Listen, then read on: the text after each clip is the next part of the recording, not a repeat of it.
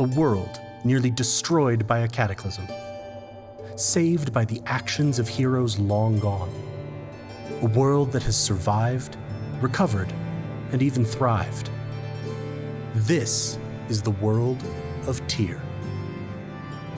Here, the descendants of those heroes and the other survivors of the cataclysm have built great nations, the 8 pillars that support the world. Nearly 1,500 years after the cataclysm, the world is one of relative calm.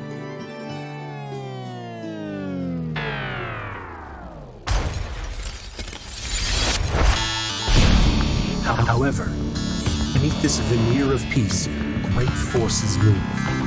With every shift and shudder, they threaten to disrupt the delicate balance that keeps the pillars standing. Now, across the world, knowingly or not, people must become heroes, or the pillars will fall and Tyr will be no more. Join us as we follow some of those heroes and see their struggles to keep their world from destruction.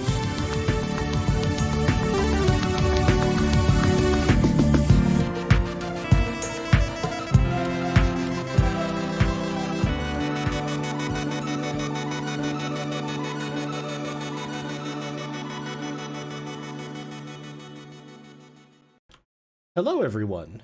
Hopefully you can see and hear someone say something. Hello. Thank you. Beep, beep, beep, beep, beep, beep. Oh, howdy. Welcome to Tyr Moontree Isle, where Helpful Goat Gaming plays some Dungeons and Dragons. I am Galway Trainer. I am one of the founders of Helpful Goat, and I am the DM for this evening. Before we turn to Chelsea's poem, introductions from everyone, and our recap, a few brief announcements. As I mentioned, this is part of Helpful Goat. We are a small independent game design and game content creation community. If you would like to sort of join the hub of that community, you can use !Discord in the chat. Click the link, join our Discord. It's a wonderful place. Lots of really supportive people, some of whom you see right here. I don't know why Moobot is now doing things in italics. I saw that last night on Spire. I do not understand. It's fine. Join our Discord. Sam's gone. Yeah, he really wants to know it's important. We have a great time there. We do movie nights, talk about life. Like I said, it got me through, I have said this a bunch of times, it got me through 2020 and the many weirdnesses that threw at us all. Sam is gone again. God, this is shaping up to be such a Helpful Goat stream. I'm so happy. Craig, don't leave me. We're all depending on you, Craig. Galway. I'm always here, Galway. Okay, Always. it's getting... I'm listening all the time, Galway. I'm recording right now. I should go. Leave me now. Pay no attention to my reflection in your mirror. I'm just trying to fucking process where I was, and I only got one bullet into the Helpful Goat spiel. We stream here on Twitch, twitch.tv/. How professional your intro is compared to mine. You have bullet points. That's clever. We stream here at twitch.tv/helpfulgoat multiple times a week. Coming up tomorrow at 9 p.m. Eastern, I will be doing a Goat's Eye View/Goat's Eye interview with Nursa Hart, a noted speedrunner, board game enthusiast, and TTRPG enthusiast. We'll be talking about... And the lack of Sam, I just want to say that I am very hyped for this. Go speedrunning. It's awesome. I'm going to be there and I'm hype. Awesome. I'm very looking forward to getting to have conversation with her about her experiences with speedrunning, her experiences with TTRPGs, and the intersection of the arts and gaming, thing that is obviously pretty near and dear to a lot of goats' hearts. So that's this is coming up this Saturday, 9 p.m. Eastern. Then next week we're going to modified version of our normal programming. Wednesday at 9 p.m. Eastern, Goats of Salt Marsh. We have skeleton problems. Hopefully we resolve skeleton problems. Thursday, Spire, at 8:30 p.m. Eastern, which is always a good time. Always fun watching people manage to get Fallout when they shouldn't. Friday we will be taking a break from Goats and Dragons: The Fates of Rin, and then those will be the programming for the week. If you would like to support us, !KO-FI in the chat to get our coffee page. And if you'd like to support us and get some cool swag in the process, you can use !merch to get a connection to merch. That is the Moontree coffee mug. Rachel last night was wearing her Goats and Stoats shirt. It's covered in cat fur now, so I didn't wear it again. Very good. And then we have a new item that just released today as part of our ongoing celebration of the sort of collection of birthdays and anniversaries around Goats and Dragons: The Fates of Rin, popping up on the screen commemorating one of Andy's favorite quotes ever to come out of Fates of Rin. Stormbringer has been given leave to get pretty fucking violent.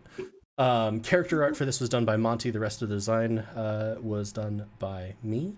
That is available in a t-shirt, coffee mug, notebook, and I have been reliably informed that there is a market for tote bags, so that is available in a tote bag if you want to go to the beach and let everyone know that you've been given leave to get pretty fucking violent. I grew up in Florida, so that makes sense to me, honestly. Like, that's kind of the energy you need to bring.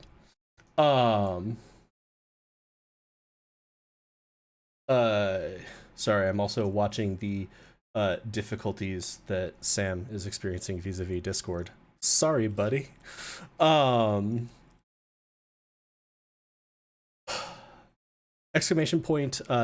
in the chat gives you a link to a cause that we are trying to promote attention to, promote giving to, and support. Right now we are focused on hate incidents that affect the Asian American and Pacific Islander community and methods of supporting that community, promoting understanding of the challenges that are faced, etc., such as so the one organization that is highlighted at the top is stopaapihate.org. There's also a link to an article that lists a lot of local organizations, and as always, we encourage you reach out to local organizations if you are able to donate time, money, resources, connections. It'll have a bigger impact in your local community, and it can even be as simple as find a list of local Asian-owned businesses and replace some expenditures from like a big box store or something to one of those. It keeps money in the community, it demonstrates support for the community, and it's really, really important with 3,800 hate incidents in the last year alone, racist rhetoric around COVID-19, in a massive spike in violent incidents recently. It's a tough time right now for the AAPI community, so any support you can show would be greatly appreciated. All right, I think we should just get to the intros while the getting is good, like Sam is online apparently, etc. But before we do that, who would like to read the poem? I'll read the poem. Okay. Well, hold on. Am I audible? Yes. Yes. Okay, this isn't actually going to work. I'm able to hear all of us because I'm listening to stream, and I can see that my video is broadcasting. Yeah. But I can't actually hear any of you through Discord, nor can I see anyone on Discord. But I can see everyone on stream, and I can see that my video is happening. You'll hear this in 15 seconds. Restart your dang computer. Yes. Just restart your computer. Yeah, all right. I'll be back in a minute, everyone. There we go.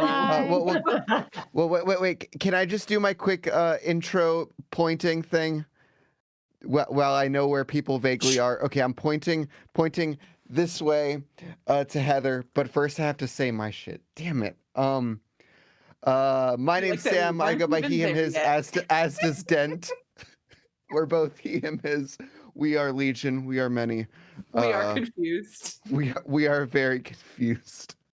And yeah, over to Heather. Hi, I'm Heather. She, her, hers. I play Ressa, the dwarven cleric of the Forge, who is also she, her, hers. And gosh darn it, I'm going to point real fast this way to, I think Chris was there. Oh no, we've all moved around. Technically in two spots. Why? I mean, half Okay, of so Chris yeah. is there. Heather, you're actually Sam right now. Yeah. Okay. It works Chris though. is You both were pointing Chris at and half of Heather, or at half of. I was reading. Okay, there we go. Yeah, I was gonna Chris say always you, goes and last. think Don't about- do Half this of to Chris me. is in. Chris, just introduce your right side. That's all that's been pointed at up until now. Okay. Hi, I'm Kura. Lean this way. I'm play Ke, and that's all the That's your right left side. side. So she's If playing Etch. Oh, there you are up top.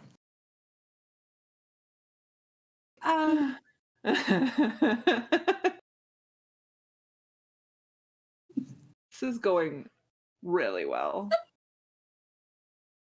don't even know who to point to because I'm on 2 different screens, and So you can point in any direction and just say a I'm name. so confused. Just don't say Sam. Rachel, you're next. I don't even think I said who I am or what I'm playing, but there we go. That's She uses she, her, hers, and she plays catch, and he uses he, him, his. There we go. Got it. I'm Rachel, and I use she, her, hers, and I play Nero, who uses he, him, his. And I'm not moved, but I can't point to my top, so I'm gonna point around and up. Oh, that was a okay. Anyway, Ooh. please. Hi, my name is Elyse. My pronouns are she, her, hers. I play Minero, human rogue. Her pronouns are she, her, hers. And you were gonna read the poem until whatever the fuck I just was happened. gonna read the So- poem, but technically Galway hasn't introduced himself, so Oh, God. Galway. And Craig's gone. Or was that just Sam that finally left? That was just Sam that finally that was Sam. left. That was Sam. I was like, Okay. No, he God. didn't. I just He heard left a doo again. doo. God damn it, Bear. Hi everybody. I'm Galway. Pronouns are he, him, his, and I'm the DM for tonight. It's fine. I'm gonna turn it back over to Elyse for the poem, which kicks off our recap. Hopefully we'll have Sam back before people start dying. Okay. Nobody make fun of me. Is it Dracon or Dracon? I can't It's remember Dracon. now. Okay, thanks. Ha, loser. I'm just kidding. I would have said remembered. I just click exit, like leave the stream. Why do All right. I always get split in half? I know you just It's told always me, Sam that leaves. and it's Sorry. Dracon. Okay, Dracon threats and missing persons from Moontree's history, frenemies, viral videos, and endless mysteries. Becoming one with the tree, its secrets, name and pronouns to learn, visions of the past and future so intriguing, complex, and a challenge to discern. This campaign continues to be a treasure with each and every word. Much love to your crew. You are seen and heard. Thanks, Chelsea. Thank you so much, Chelsea. Thank you, Chelsea. Thank you, Okay. Chelsea. Before we kick things off, I'm trying Discord on the internet, on the web, as opposed to the app. Oh. So That's You explains the sound delay. lovely, but Yes. you are a just Video quality's not great. Your video quality is just pictures. So you know when I stream a video game internally and like it's missing 30 of the 60 frames somewhere in the middle of the second. That's kind of where you are. You're just sort of like tessellating a little bit around But your. Sam, let's Don't do it. It was fine. It was fine. Sam, yes, let's test how if you're lagged at all. So I want you. I'm going to say a It's word. way You better need to, right now. You need to repeat it back right after me. I need Okay. to repeat it back right after you. Cheese. Jeez. Okay. Pretty good. I just go with I that, and thought also you you're not said tessellating cheese. anymore, so it's okay. Yeah, it's actually much better as Okay. he starts to do it again.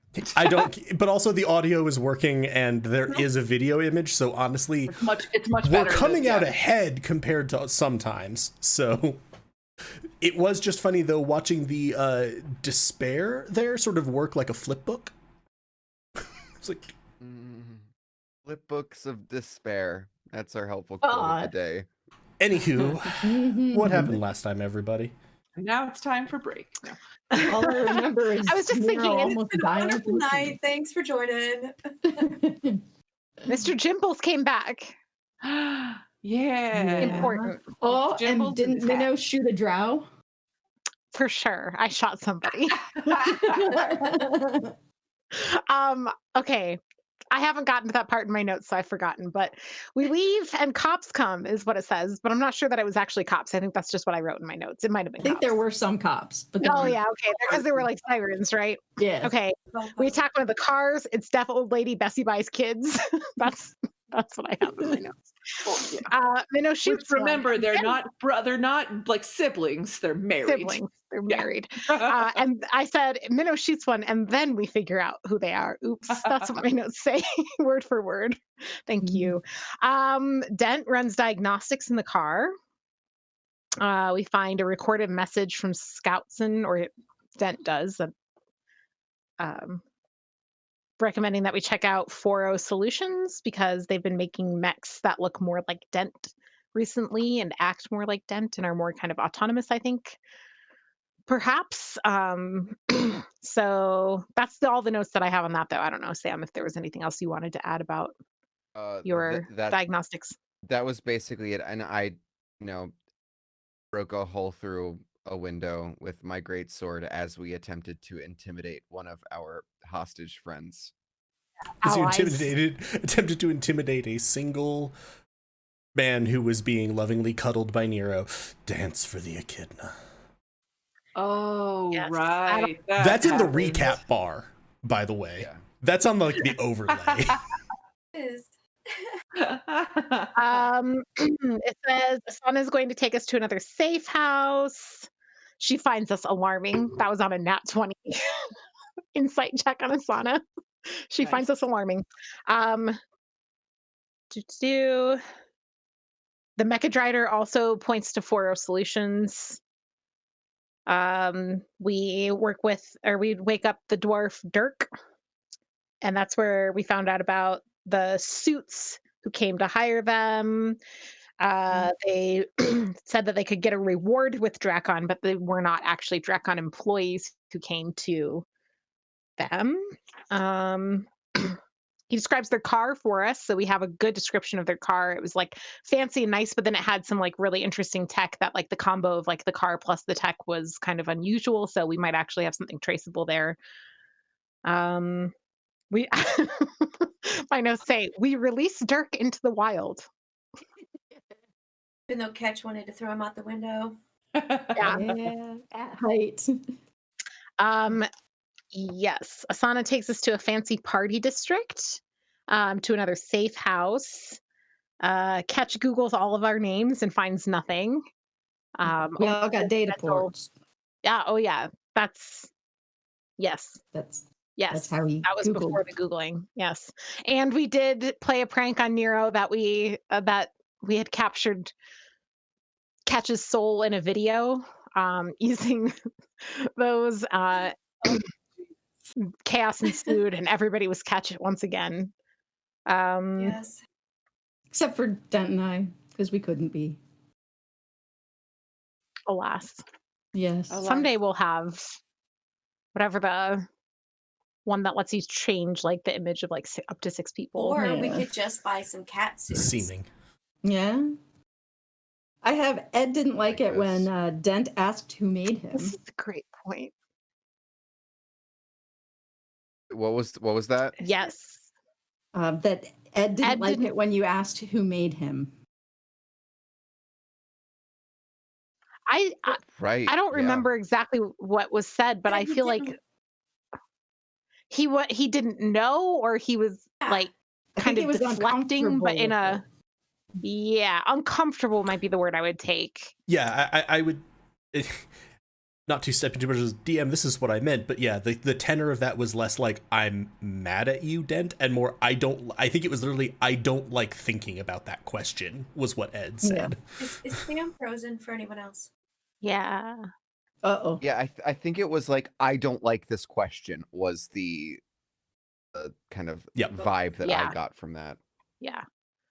So we can Yeah. hear you, but you're frozen. Just It's fine. FYI. It's fine. We're God. We can just roll with it. We really can just roll with it. It's okay. Now you're Yeah, not frozen. it You're was a back. decent It's good. We're not like, frozen anymore. Okay, we It go wasn't to a the kid. tree. It's always like, I just want to hear him and have a picture there. That's all I care about. Please, We go to the I have tree. God. Such basic. Nero casts Speak needs. with Plants, fails a wisdom save, is sucked into the tree's bottomless hunger. For a moment, he loses all sense of self. There's only the tree. The tree is seeking its purpose. It was dormant, then shattered. It's Lots waiting of for its chance. waiting for its chance, trying to fulfill its purpose. It's like a lot of the I had theme of so it is many like good questions to ask the tree. I'm so mad. kind of these like snippets of time of the tree's life in which we see it trying to fulfill its purpose. Unclear whether this is the tree's past, present, or future, or all of the above. Probably all of the above. It kind of seemed a little bit all of the above. Then we saw walls around a bright city. That was where the tree finally felt like it was close to having its purpose, but then it was drained. There's an affront to its purpose, the blight. It's broken and beating. The doors are still closed. Nero took a lot of damage. Catch touched the tree, and I think nothing happened. Is that right? And then the guards started heading over, and we all left. And Minnow got a close look at the guard uniforms.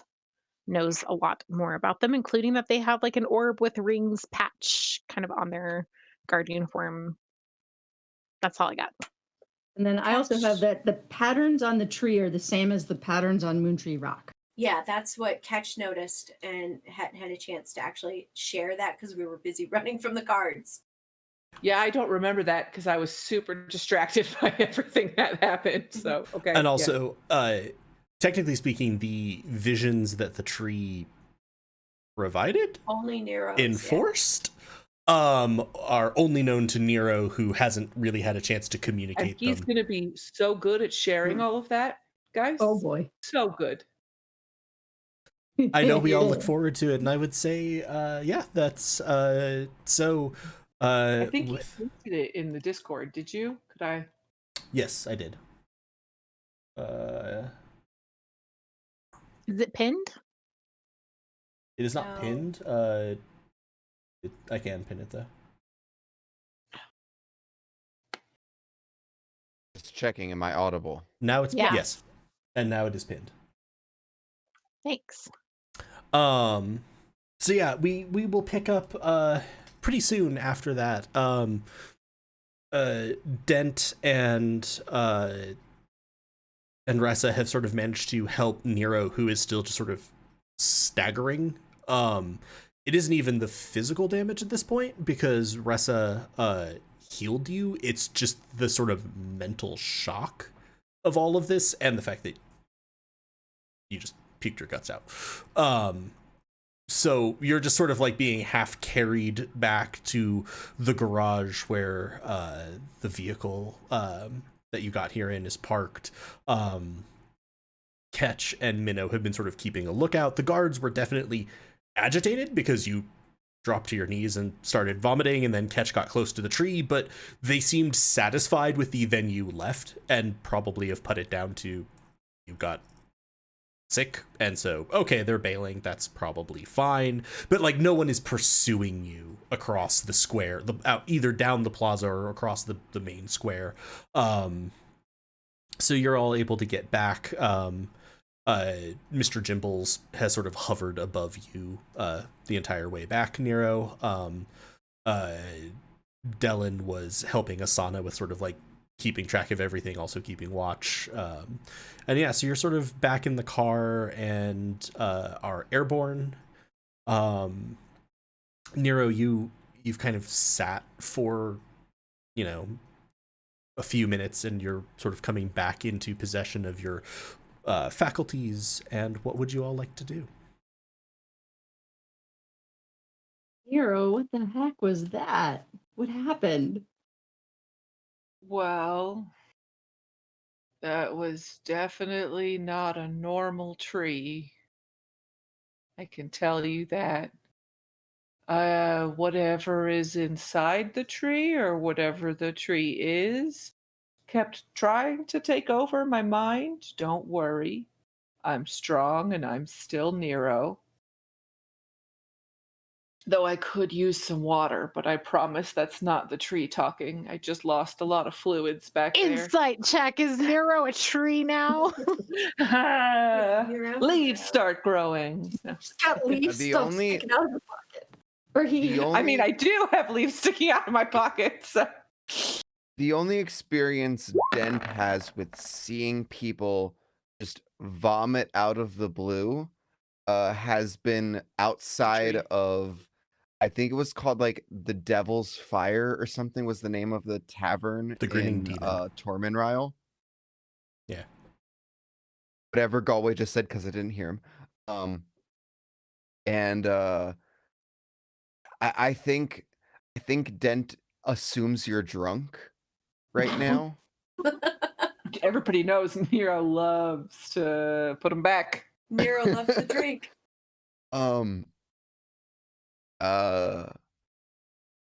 So he's gonna like kind of like look over to Asana and ask, "Do you have any alcohol?" No? Why? Because whenever I saw someone do what Nero just did, they always drank more alcohol, and that seemed to help. I am fairly sure that these are different problems.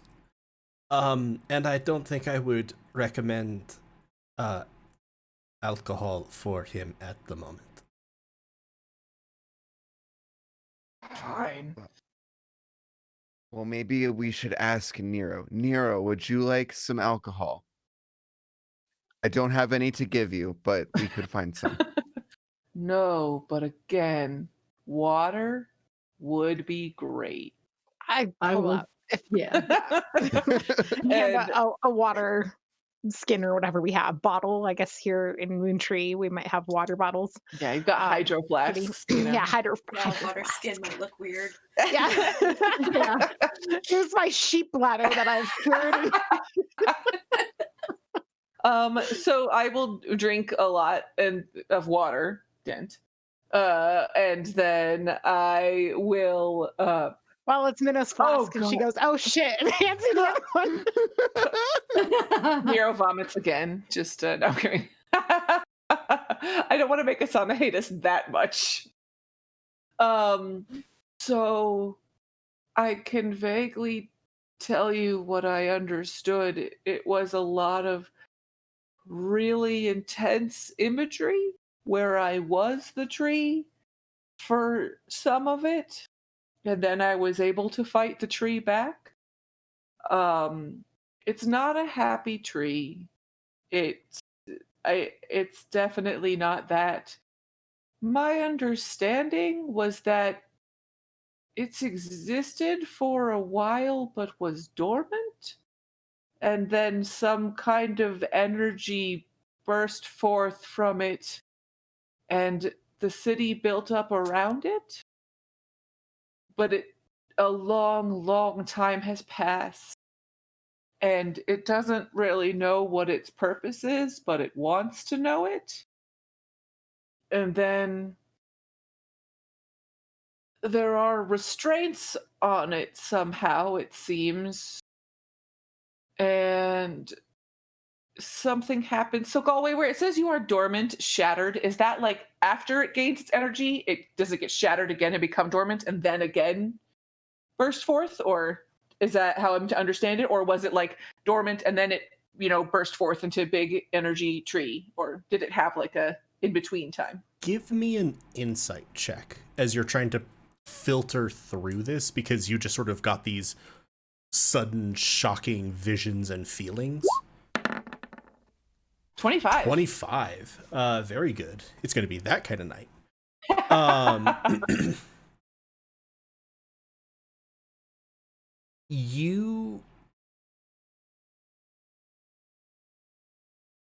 You feel like the visions that you got were not necessarily were kind of actually in an order. And so that, yeah, it seemed like it developed and then it sort of broke again, and then other things happened. You would also say that every one of the visions that you got feels like it is separated by a massive amount of time, like kind of pulling back through your memory. You can even see there are geological differences around the tree in your vision. Like in one of them, there's a mountain there that is not there in some of the others. There were 4 distinct visions, right? I see there's 4 paragraphs, and I remember that there was I made so, and those were very definitely different times each time, and almost and it certainly seemed chronological. It seemed roughly chronological. Yeah. Okay, so then I will say I had multiple visions with so much time in between that I can't even fathom myself. It became dormant again. I don't know why or how. And it was restrained by something. And it's straining against those restraints. Right And, now it is. well, actually, sorry. Let me do that, because you had a 25. Oh. The first vision, because you're able to piece through it, refers to where it is now. It refers to now. Cool. Now in the sense of Moontree City. Sure. You would guess that the surge of energy is the blossoming. You can sort of sift through the memory enough to see the city growing around you, and it's like, that's where I am if I was looking down on it. Okay, that makes sense. I actually forgot the order that I ended up giving these to you in. Yeah, no worries at all. You can't precisely place the order of the third one. You're not exactly sure where that is. It feels more remote. Like it not going necessarily as its memory, like it's further past, it's further away from now. At least, like it feels like the tree is straining more. It wasn't as vivid. The last one that you got and the second one seem linked. The second one seems like the outcome of the last one. Okay. So I'll basically, I don't need to review it all in a slow Nero voice and drive everybody nutso. But I would feel like the way that Nero would relay these things and understand it is that, like, it had been restrained and then was not, and burst forth some, or it had been dormant and then burst forth some, and then there's something it talks about that there's some kind of thing that it can feel through the walls of the city, and it felt at first that it was getting close to its purpose, but then it has been drained and leached some, and there was something that was stopping it from getting its purpose. It described it specifically as a blight, and then it will say that it says the doors are closed. I vaguely remember that there was mention of doors from that strange creature before we came here, or the people that I mentioned doors worshipped in it. my dream. So there's also doors with this strange tree, and now it's still seeking its purpose, but it says the doors are closed, and I might have some things mixed up. It was a lot of stuff, and it was a lot of time. With the description that we can assume Nero gave, because I agree, we don't have to role play Nero sorting through shock and all of these things.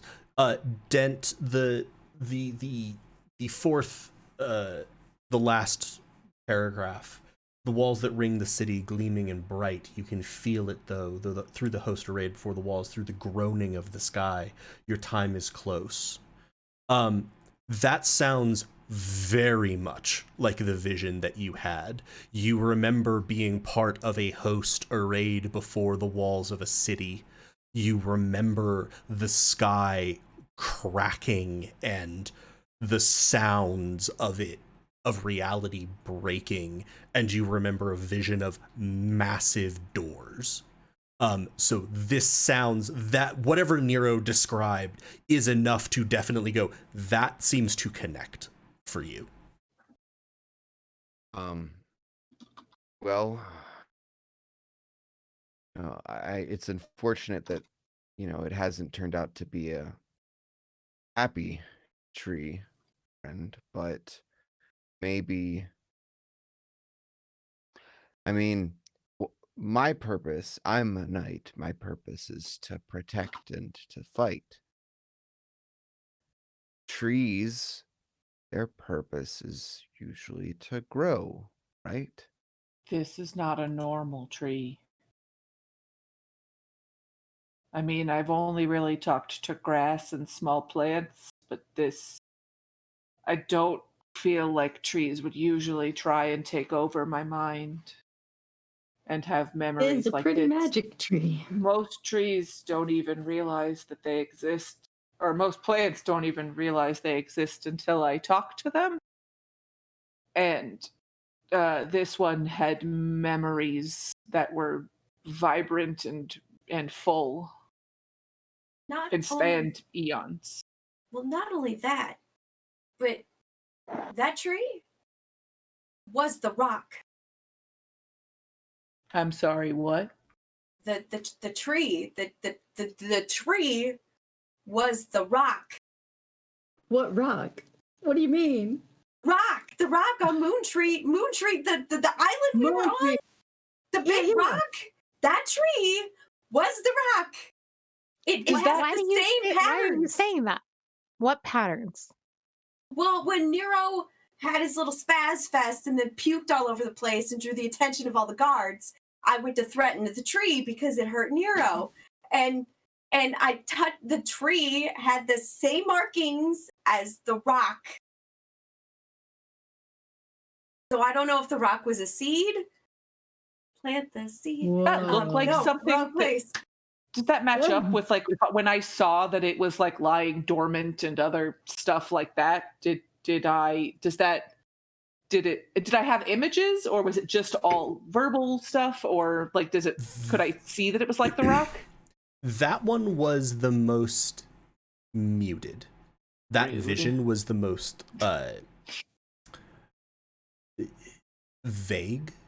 Like the one from right now was part of why it overwhelmed you so easily. It was so vibrant, you were so clearly not there. It was just the tree's perspective. That one, it seemed like the tree was much quieter, but I'm gonna again refer back to that 25. Some of that lines up with that might have been when you were from. That specific dormant one? Yes. Dormant and shackled. That sort of passage where it's that you can kind of feel around you, like you almost can't get the image unless you close your eyes now in the car and try to go back to it, but very vaguely you have a sense of like just forest around you, nothing much, and it takes you a second to suddenly realize that like your perspective on the trees around you is much more like eye to eye. You're not looking down on everything the way that you were in most of the visions. So I'm gonna look at Catch and like get super wide-eyed, and oh my god, my camera's super laggy. I'm gonna look at Catch and get super wide-eyed and be like, I think what you're saying matches up, and I think that it matches up with when it was dormant and shackled. I think that from our time is when it was something released it, after that point to become the thing that it is now. Is it still shackled now? I mean, is it still being restrained in some way? I don't believe it's being shackled. I think that it's so much of it is trying to find its purpose. It kept talking. It kept putting these images and thoughts in my mind about purpose, and then it mentioned almost being able to find it and then having something leech it away.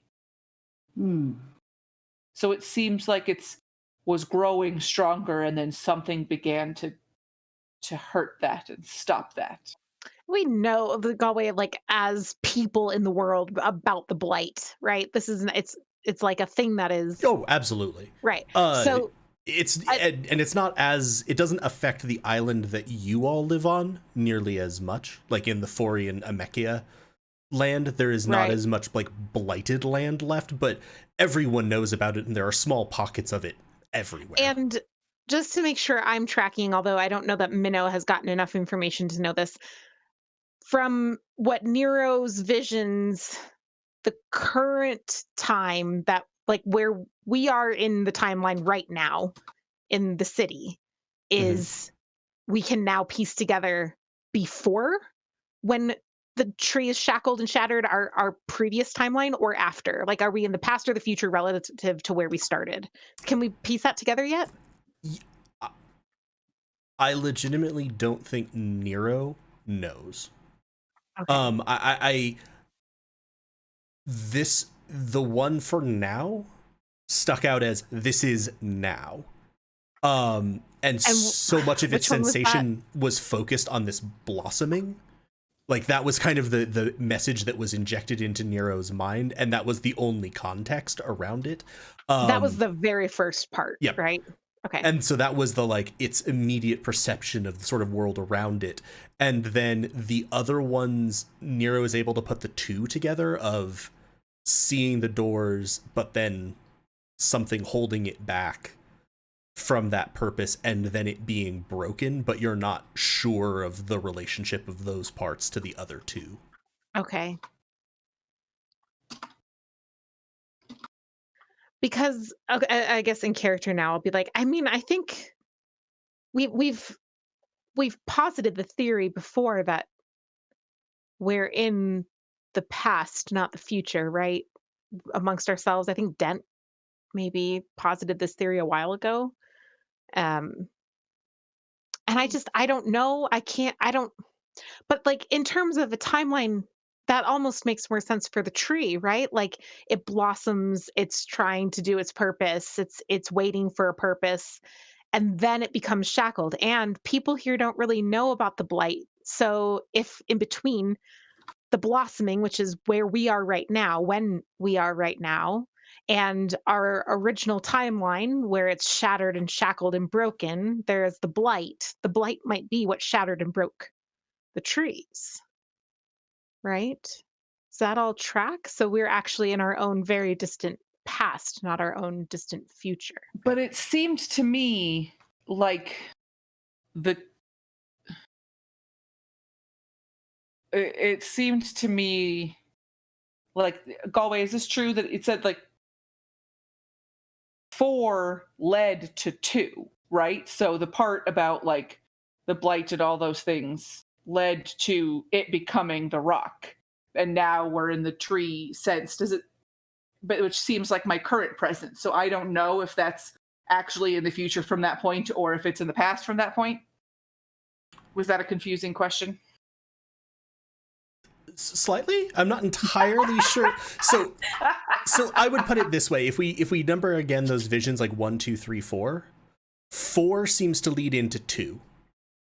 Those form like a dyad. They have a stretch. You do not know the relationship between that pairing and any of the other visions. So I just know that number 1 feels like right now, what I'm experiencing, the time right now. But I don't know if that happened before 2 and 4, if we're in the distant past somehow, or if it happened in the future from that, is kind of what we were saying. Because we don't know if Moontree City is the future of ours or the distant past of ours. was our thought, our confusion. I thought was that we don't actually know if we're in the future or not. We assumed we are, but there's the possibility that we could be in the distant past. Well, Catch, I didn't get too good of a look at the rock, but did it look like it was worn down or broken, or did it just look like, a rock? You're gonna see Catch kind of. Yeah, no, it looked like a rock. It was a big rock, but it was, I mean, it was a rock that apparently is or was a tree. I mean, logically trees, speaking, like, something grow from like not rocks. Not rocks. Yeah, but this is a big, as we said, big ass magical tree. It could grow from lots of things. But here's the thought, right? If something becomes shattered, it has to have started from a state of something more than it is, right? To become restrained, shackled, shattered, you are being reduced from something. So that doesn't necessarily mean we're in the past. I think that there's still evidence that could point to the future. And one thing that absolutely stumps me, if we're in the past now, Stumps you. Yeah. stumps me, yeah. How could this civilization, and I kind of gesture around me, completely disappear from our world? Completely disappear. Mm, And I mean, no okay, artifacts. no Nothing. artifacts, nothing from our time that indicates that this existed. That's or that we know of, but I mean that's the point, right? Is that like usually there's like some ruined city somewhere that archaeologists are like, "Ooh, let's go die in that ruined city." And like everybody knows you don't go to the ruined city to die, but it's like this crazy, an Age of Arcanum kind of thing.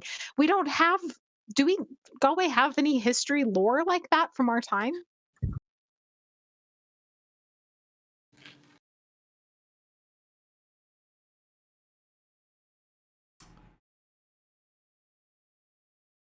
You do not have access to anything like that. You would not Minnow's know. proficient in history. Uh, it's That's false. Minnow's not proficient in history. I thought she was and she wasn't. I lied. okay. Over the table, what I would say is just over the table and also like to the audience. There have certainly been ruins that have been discovered in around your timeline. They did not look like Moontree City. Right. Here I'm specifically referring to Tear the Balance. This was ruins. It had impacts. It seemed to allude to things that were not of your era precisely. But it wasn't like, oh, we found the mega mall. Which is much more what you might like stumble across with ruins from this. And the reason that I was commenting that you don't have access to that is that the information around those things has been relatively strictly controlled by some of the major power groups within Tier. Dallin. He's like, what? Dallin. Hey. It's me, Minnow. Just wondering if in your research and, delving into the magical secrets of our world and all that, have you ever come across anything that would indicate that all of this, and I gesture again out the car window at the city, might have predated our version of the world, our timeline? You sort of see him like look sort of left and right, sort of like trying to, you would guess, scan through his memory. It's like, I don't think so. The records that my group has indicate that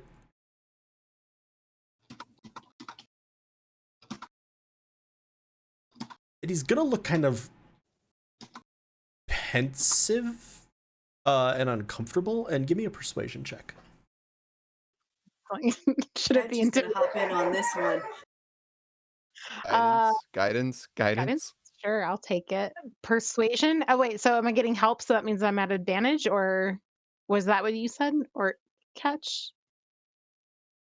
Oh, you muted again. Sorry. Yeah, sorry, my dogs are going crazy. I mean, Catch definitely is ready to like be like intimidating if need be because he's got questions. So if that helps give Definitely. advantage. Well, I'll just roll persuasion normal because yeah, and then I'll take the guidance. And here's not helping. Cross your fingers. Let me get that D4. Cool. 19 total. Sort of like makes eye contact with you again. You're sort of encouraging him to go on. He's like, the records that my group have access to, it's odd. Because the cataclysm was awful from everything we know. But why doesn't anyone know about what happened before it? Why are there so few records? We hear stories of religions being founded before the cataclysm, or a group before then, or these types of things, but no one knows the name of a single nation, or any of the pillars, or anything. We know the world changed, but we don't know how it changed. It's like there's a point, and then things started. And I was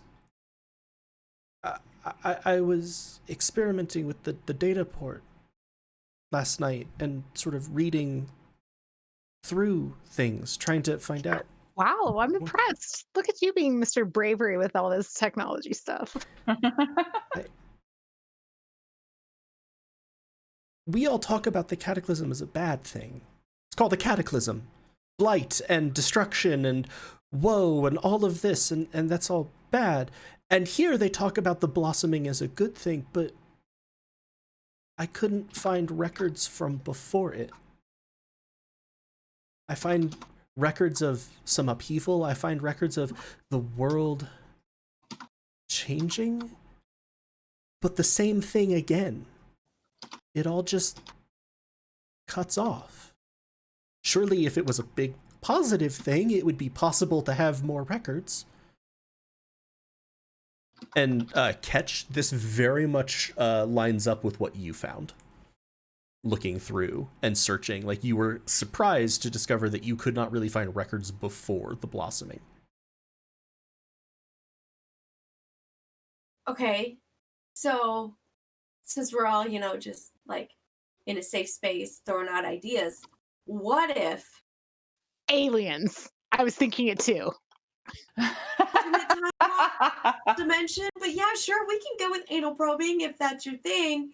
But this is all just really weird. I mean, like, What is an anal probe? He'll You're just show gonna you see later. Dell and be like, You need to have an anus. "Shh, it's okay, it's okay." Oh yeah.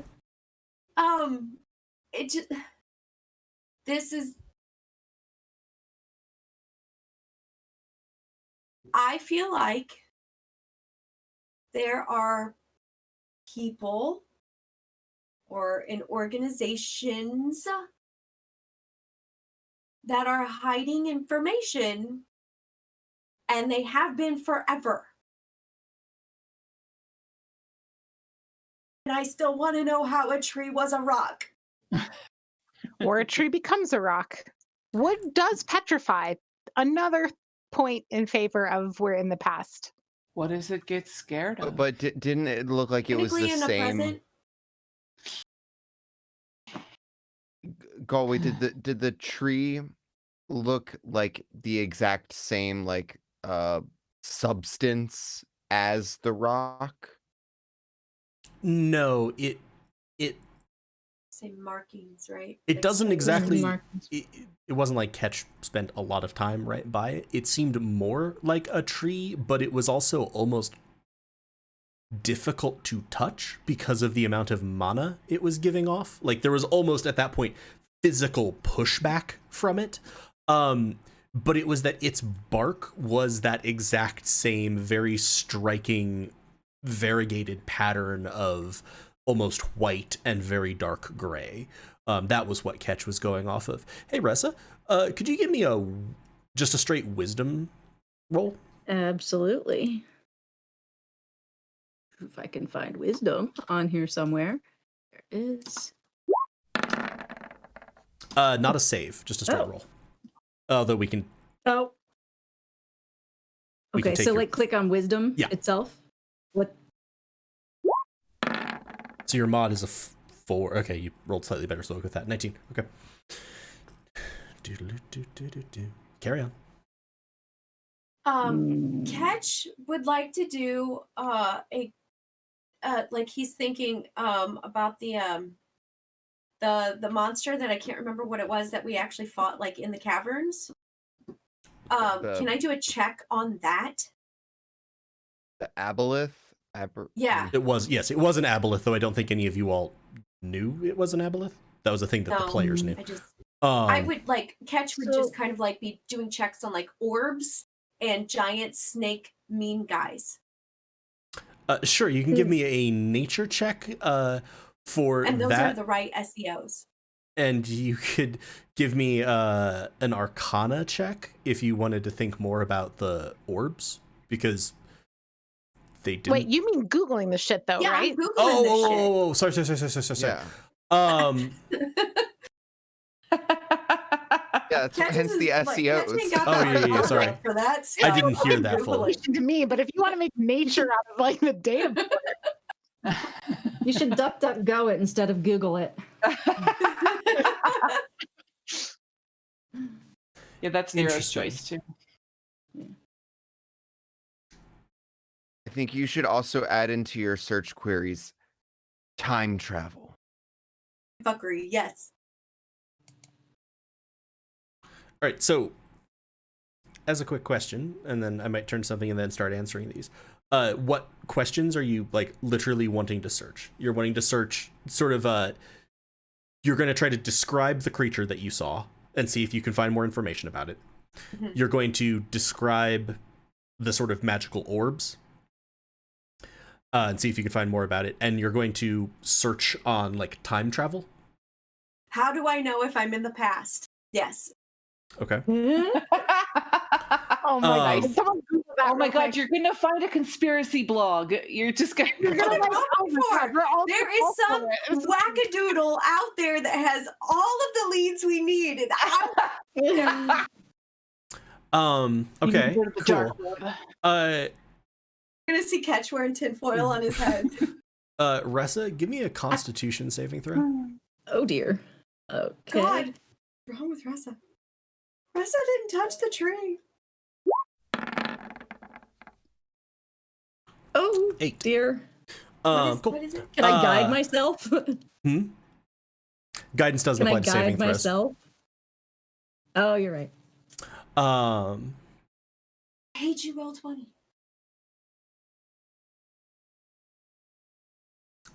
So Ketch, you're searching and you started, I assume, in the order sort of that we said. I enjoy Heather's facial expression as I just refuse to acknowledge what the hell just happened with a Constitution save of 8.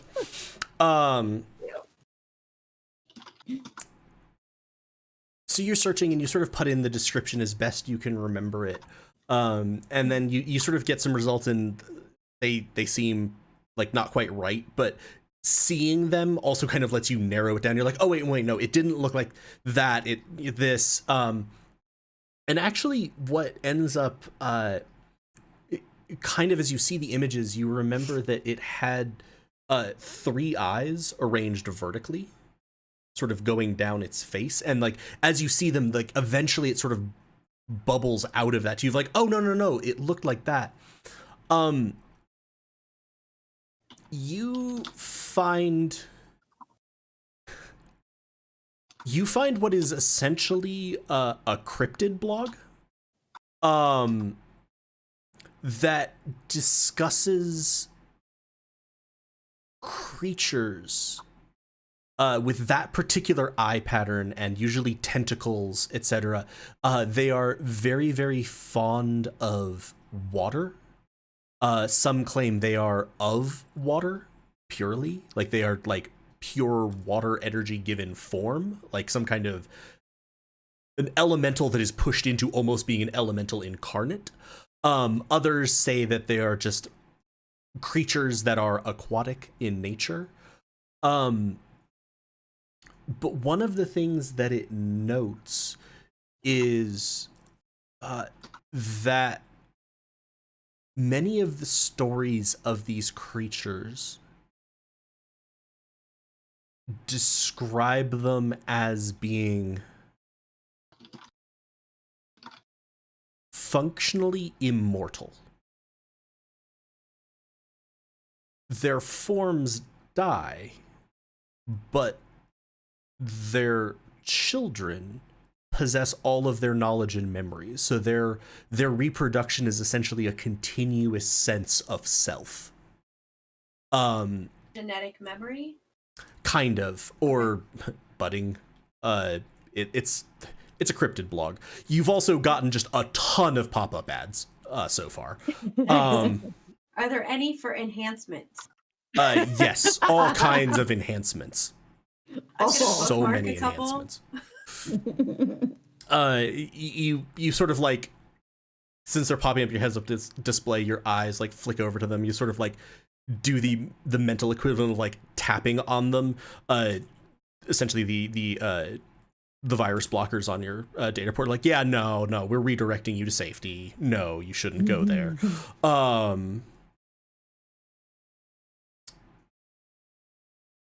So that feels like the right creature. You're not exactly sure of what to do with this information, and this isn't like it's a we went out and saw one of these. It's very much collections of stories. Okay. Is this a popular blog? You don't really have a metric on which to base that. Okay, so like, is it the entries? Are there comments? Are there a lot of comments? Are there a lot of likes? Does this look like, written by a guy chilling in his parents' basement? It's which is not a bad thing. It's above the table because I don't quite know how to like work this. I see you, Matt. I enjoy that. There are definitely comments, and yes, some of them actually are just like, okay, this is insane. What the hell's wrong with you? Why are you spending your time on this? And then there's a bunch of others that are like, I believe. But it strikes you as probably being sort of mid-sized. It's not like this is a thing that everybody would know. It's but you'd looked up some of social media, etc., and like, so you do kind of have a little bit of a gauge. So, but like, do I think that it's like low key enough to where maybe the site isn't tracked? You would have been told that everything is tracked all the time. Like, okay. If it's on the general net, people can track it. Especially, well, no, sorry. The corpse can track it. Right. Are there any mentions of the orbs, or is that going to be a different search? That's going to be a different search. Okay. Hey, Ressa, make a Constitution save for me. Are we visibly seeing or hearing? Is Ressa doing anything? No. Yeah, shaking. Okay. Perspirating. 21. Are her feet on fire? Nope. Is she losing hit Did points? she kill herself? Is my hair falling out?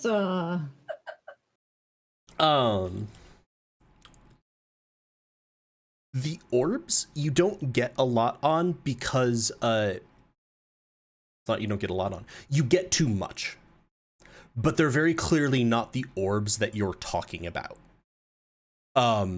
It feels like lots of different of these like corpse make magical sort of artifacts that are orbs. So you're just getting tons of ads. You're getting a bunch of like review sites. And it's like, no, this is very clearly not what I'm looking for. What if I type in the colors? You get a bunch of shopping sites that are offering like limited time options on the newest product from 4.0, or it's not really, you're not sure. You feel like I would say you probably spend long enough that you feel like you might have gotten to it if there was going to be something. Like, I'll give you that. Okay. But you're not getting much. So like even cross-checking orbs and giant water monster. Yeah, Immortal you're not water monster. that certainly is not returning anything. Okay. Did I get a good look at the patterns on the tree/rock? Like, would I have a reasonable reason to know if like there was anything rune-like about them? Interesting. So if they were etched or carved. Interesting. Give me your choice of Arcana or Perception with advantage. Ooh. Okay. And we're gonna do Perception. 18. They You have were guidance not yourself. I did not guidance myself. I'm the world's worst cleric with guidance. I'm telling you. Charity. Excellent. I know Charity. 21. It's always in my... Okay, great. This actually lined up beautifully, and this is one of these moments where I just love D&D as things serendipitously come together. Wow, that moth got right on camera and very in focus. That was I was cool. looking away. I'm so sad I I missed was it. too. It was just like Stream. bzz. Who is it? Oh, dang!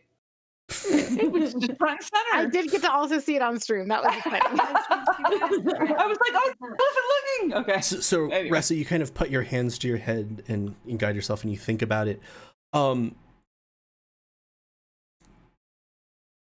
You don't believe, certainly, that they were carved, and you don't really think they were runes. If they were runes, they are of a type you have never seen, you have never heard of. They really seemed like the patterning of the bark of a tree. And that was you almost remember this because of how striking it was when you saw Moontree rock, right? Like, it was striking to see something that was like, that really reminds me of bark. And then that's almost what made it stick out. Okay.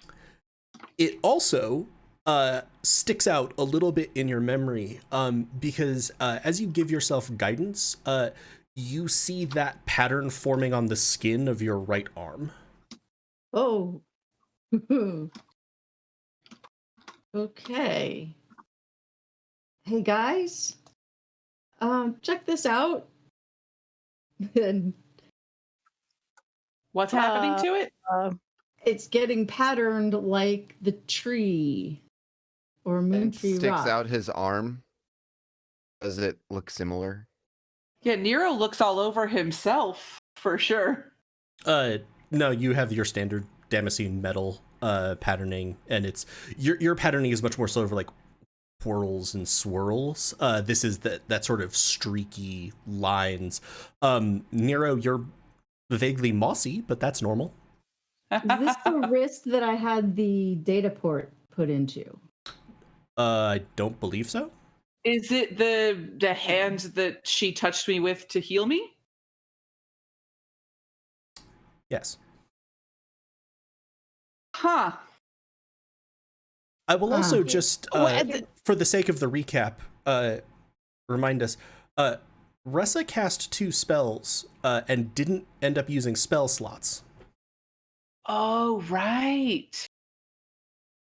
Yeah, because the magic was so strong there. Can you do that thing you do when you like inspect what the magic is? It's got to be something like it's that's magical on your arm, right? I mean, can you do a didn't that. detect I didn't see- magic and Can you- know the I- school. I can but do don't know the spell. identify. I think identify does work on people, doesn't it? If they're under some sort of an effect. So Yeah, that does work. let's. I was like, identify is here, only I'll for put it in items. chat. Wait, no, it's not. No. Choose one object that you must touch throughout the casting. If you instead touch a creature, you what spells, if any, are currently affecting it. All right, so Yes. I'll cast Identify. Which is really weird because I like that rules as written in D&D, you cannot use this spell on a creature because its targeting rule specifies an object, despite the fact that its rules flavor text specifies a creature. But they're real clear. That's like, no, it has to have a valid target. But yeah, absolutely. So a minute goes by.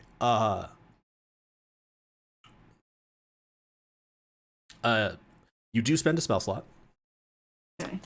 Yeah, because I wasn't doing ritual. We need Your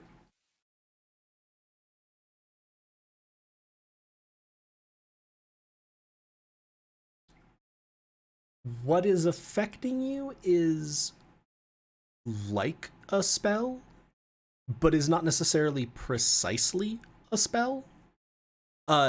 What you are having is the thing that you are experiencing is like a halfway point between petrify and bark skin.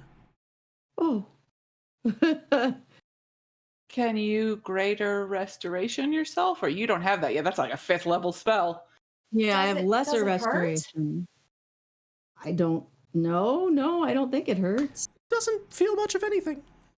Yeah. Still flexible? It hasn't really spread to like your wrist. It's more above it. Forearm. Asana, is this a thing? Does this happen to people here? Is this a thing that happens to people with the tree and turning into bark? Should we have been warned about this? Yeah, I Would didn't you see any be- signs. Would you be surprised if I commented that once again, as with so much of you all, I've never heard of this before? Is there something we can do to stop it from happening? Because after the tree tried to take over Nero, I'm not certain we want the tree to take over Ressa.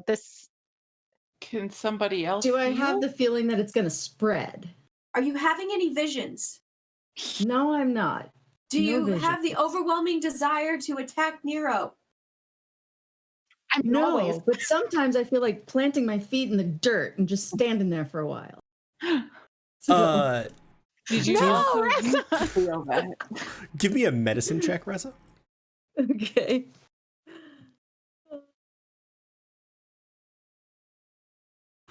and guidance yourself.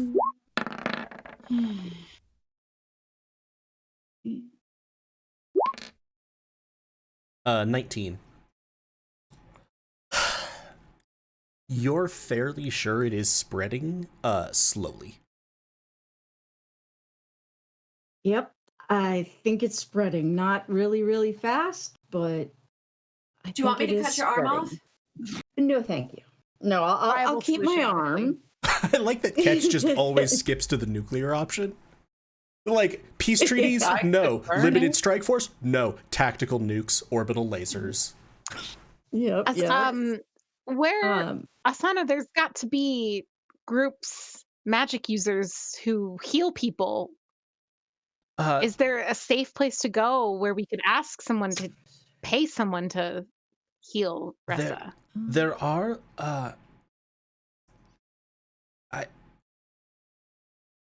in all truth, I think that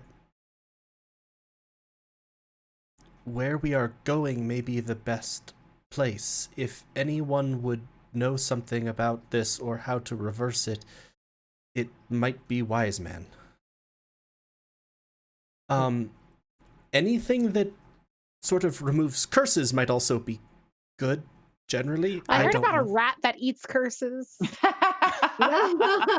Different. Is it Wait, are you cursed? is it You're in cursed. Nero's pocket?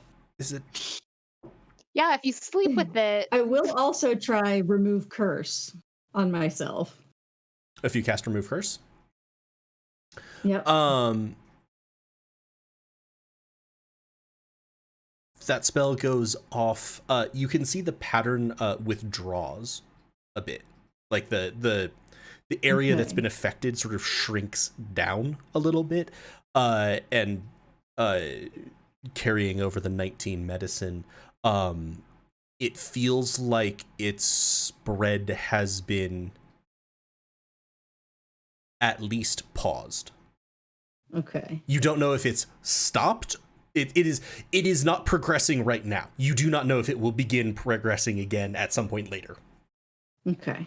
What So is I the will point relay of that. origin? Is it her wrist or her hand? It's sort of below the wrist, almost onto the forearm. It doesn't necessarily look like it's a contact injury or effect from what you would have, but you were channeling magic power through your hands. Yeah. Anyone else noticing that it like we keep encountering people with very literal names? The broker, the serv. Well, I The guess they're wise technically man. the same person. The wise man. Technically, That's okay. that's just Wiseman, not the Wiseman. Oh, okay. My bad. Yeah, let's Um, all pick Wise- something like that for ourselves. Sounds like it's not a terrible idea if you're going to stay long. I'm Drift. But that's not like that's very metaphorical, like drift, but like we can just call Dent Dent. Oh no. We could just call him Dent. Shh. Dent, you How about feel great. shine? It's Armor boy. How about- that's nice. How about Owl? Armor man. hmm. What'd you say, Chris? Owl. Ow. Yeah, we give Dent a name. And the rest of us take like the brunette. I am Ball of Fury. I'll just call you Ball. I'm a moss giant. Everybody's just silent. It's fine. Cool. Yeah. Thanks. Great. Firm hand. Yeah. Oh. Oh, that's good, Alan. That's a The good firm one. hand. Dent's gonna ask Oh boy. Ed if he's Balls. ever seen anything like this kind of affliction spreading where someone is becoming part tree. Let me take a look, buddy. You want that Arcana roll? Have Ed make an Arcana check with advantage because we're going to be ruling that you're helping him on this. And can he have guidance? Nah, Ed isn't really accessible for guidance. Okay. Yeah. Punch Okay, hand up inside your- of Dent's head Yep. and Well, I mean, wiggle your take your finger. helmet Ed off is when on you my reach down chest, in there. but that's fine. All right, here we go. It's gonna be whatever number I roll here plus 5.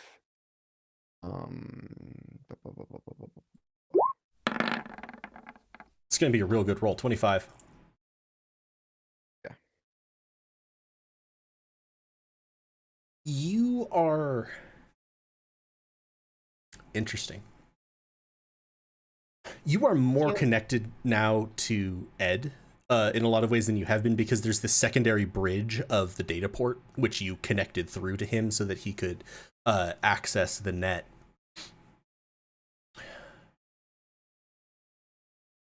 You feel Ed sort of searching information, essentially scanning his memory. And again, as much as I've leaned into a lot of the sort of computer angles with Ed, this is much more like a very long-lived being thinking through their memories, not like a file system.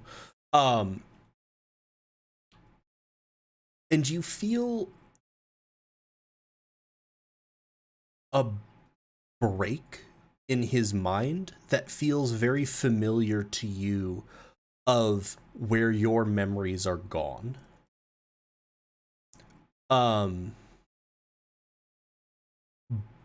But you feel him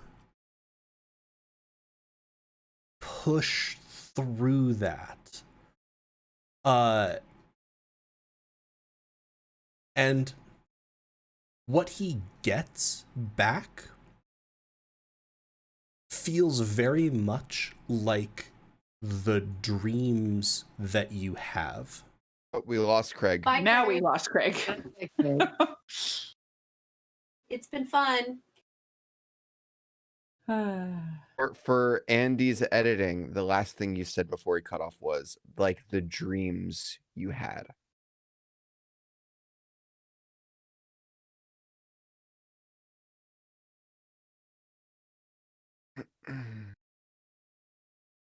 We were also getting right to a point where I'm like, and we could take a break in like just a. Now recording. Thank you. Thank you, Bear. Craig. Because you experience it secondhand, right? Like it's Ed's experience, but then this relay brings the information to you very quickly.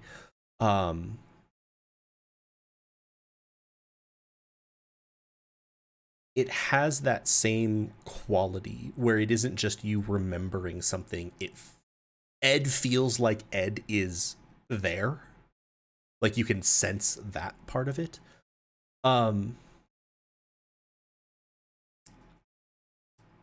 Ed is standing in a, well, not Ed standing, but I was like, oh, Ed is Like, what? standing. the being that Ed is integrated with is standing. And you hear a voice that sounds similar to yours, but not the same. It's not you. Asking Ed, what do you make of this? They're standing in a paved plaza with a tree, a very tall tree in it. A very familiar pattern on its bark. And that pattern is beginning to seep into the stones of the plaza itself. And Ed, I don't know. I've never seen anything like this, but we are needed at the walls.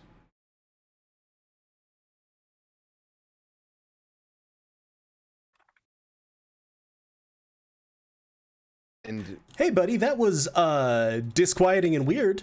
Not really sure what the hell just happened.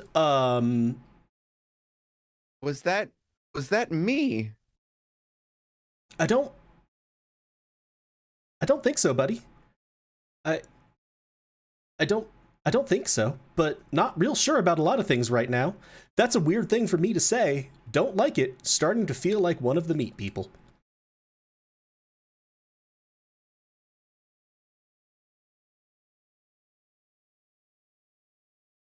You know, Ed, we keep having these things where like, you know, these big sort of, they feel like monumental expository moments between the two of us. But then I'm not able to ever do anything practical with this information in the moment. It just kind of leaves me feeling a really particular kind of way there, buddy. Well, what I can say is that the magical energies of the tree in that vision that I just had, vision? Is that what that... I'm not sure what that was entirely, but we're going to just ignore that. That was definitely the same tree that we just saw that caused your one meat friend to start vomiting a lot. Do I get the sense from how I heard the expression of, or the question, what do you make of this? As like, was it asking it? Was that the other being asking Ed in a sense of, oh, look at this thing I've made. What do you make of it? Or do you... It was or exactly it the way more of you a- ask Ed to analyze things. Okay. It was someone using Ed exactly the way you do. And that's one of the reasons almost that you don't think it was you.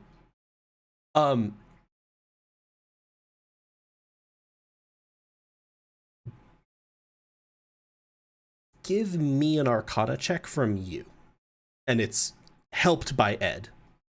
Okay. So this one couldn't And this have one can guidance?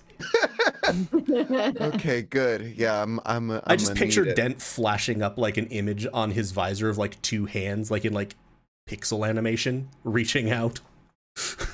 All right, so it will be this plus guidance. Here we go. Bada bing, bada boom. Ooh. Ouch. Yeah. Double 7.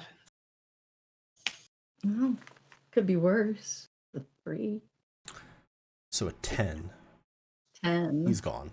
He's so "Fuck bad this." he left. He's like, I can't do this. I Can't give up. handle I it. give up. Oh. And I really don't want to explain what he finds until he's back. Huh? I'm back. Oh, okay. Yeah, with that fat, that fat 5. I mean, it was a 10. 10. Total. Well, he rolled pair of 5s. Yeah. He's frozen again. I don't know if he can. Okay. Oh no. Entropy has I hate taken this. over. It's Blink Dent. I think I'm back. I think you are. just no Okay. video, yeah. I'm just gonna not turn on video, and maybe that'll help. Yeah, split Chris in half. Um, Fine. You just have to lean one way or the other.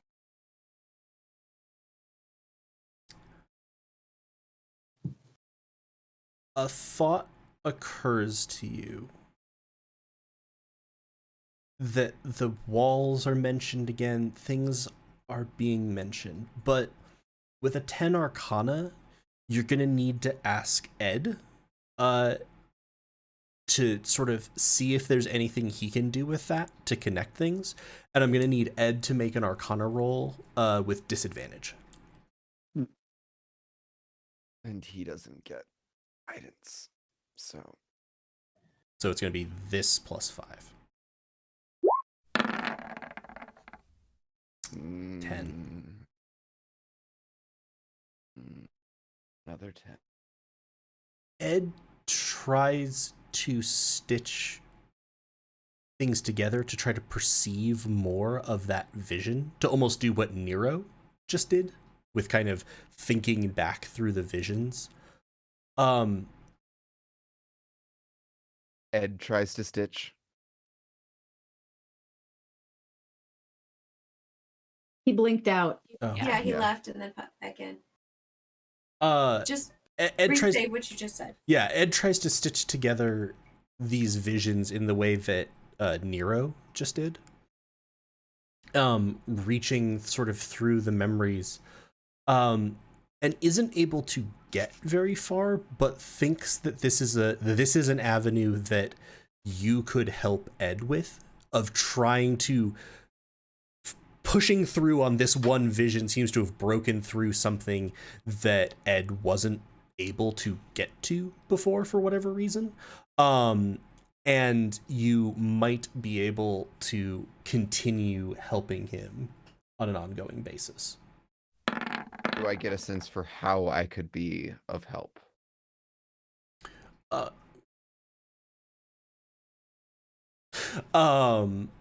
I was trying to decide what was happening on stream that was provoking this response, and then I figured it out.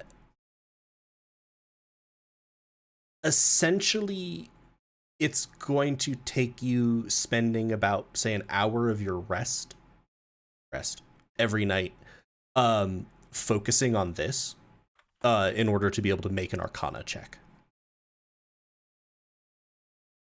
Cool. Thanks. Thanks for giving me another shot with this one going. Oh, dear God, all those low rolls.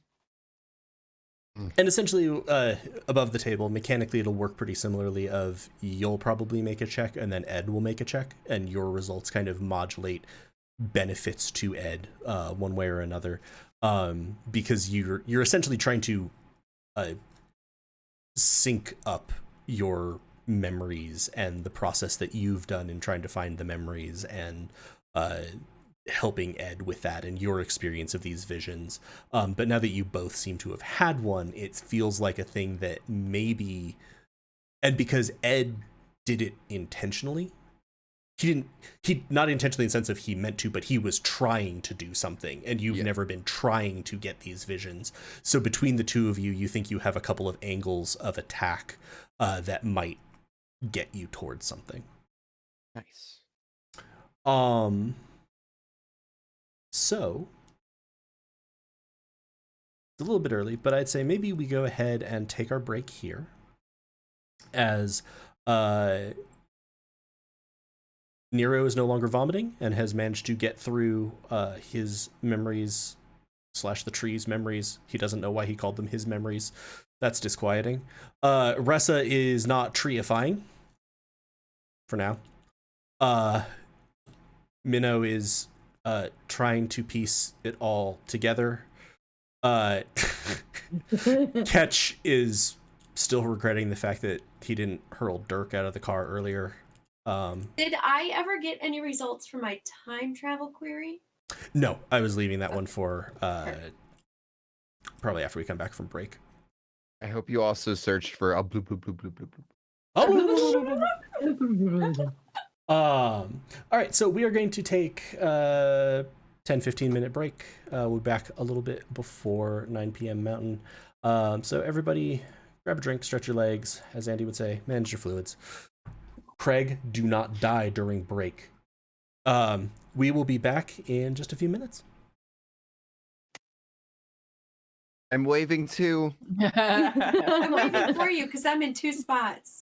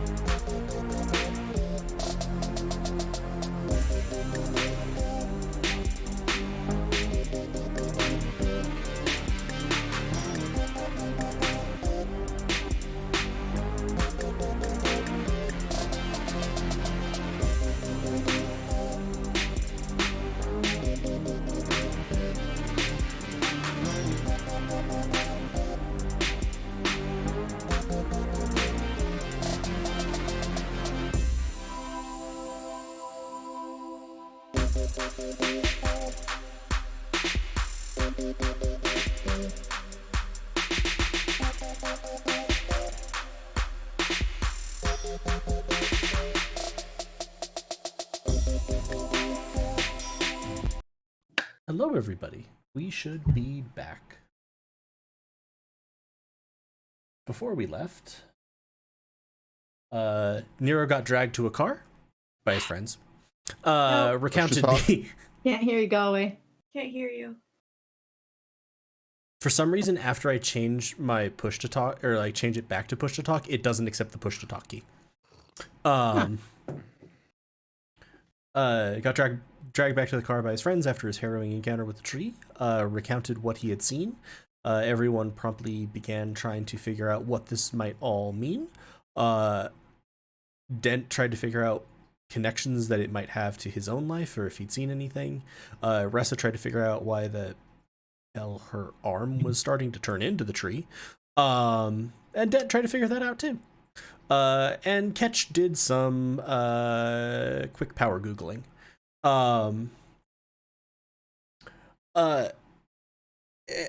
I will say, as we sort of come back in, and as this has been going, Sana's been driving. Oh, and also important to note, Dylan had made the observation that it seems like these big events, the Cataclysm, the Blossoming, everything that was before it just kind of gets wiped out. Like, he makes reference to he's never been able to find records from before the Cataclysm. You hear about things before the Cataclysm, but they're never really specific, and he kind of wonders about that. And that when he looked using the net here last night, that something similar seems to happen with the Blossoming, which, even though it was a momentous event and like there was shifting of lands and some of those things that were described, it's also generally viewed positively, unlike the Cataclysm. So, like, you know, he was kind of willing to give the Cataclysm a pass of, oh, it was so bad that we just lost all the records, but he's like, this one seems weirder, that there wouldn't be anything. So you all considered that, and I will say, as you get close to your destination, your first search around time for record catch is, how do I know if I'm living in the past? And you get just a flood of results that are tech training for seniors. That actually you also look at and you're like, oh, like some of them are like short videos, like, this is actually kind of useful because that explains how to do that thing. Bookmark. Bookmark. Yeah, so you actually find some of these kind of useful, though not for what you were originally searching for.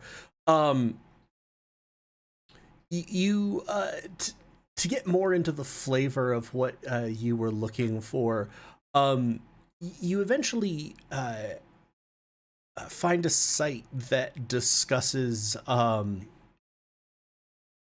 sort of ways of looking at the reality around you to determine if in fact you have been time shifted, and essentially the ways that you can free yourself from this, but you do need to provide credit information before you can get their full 12-step guide.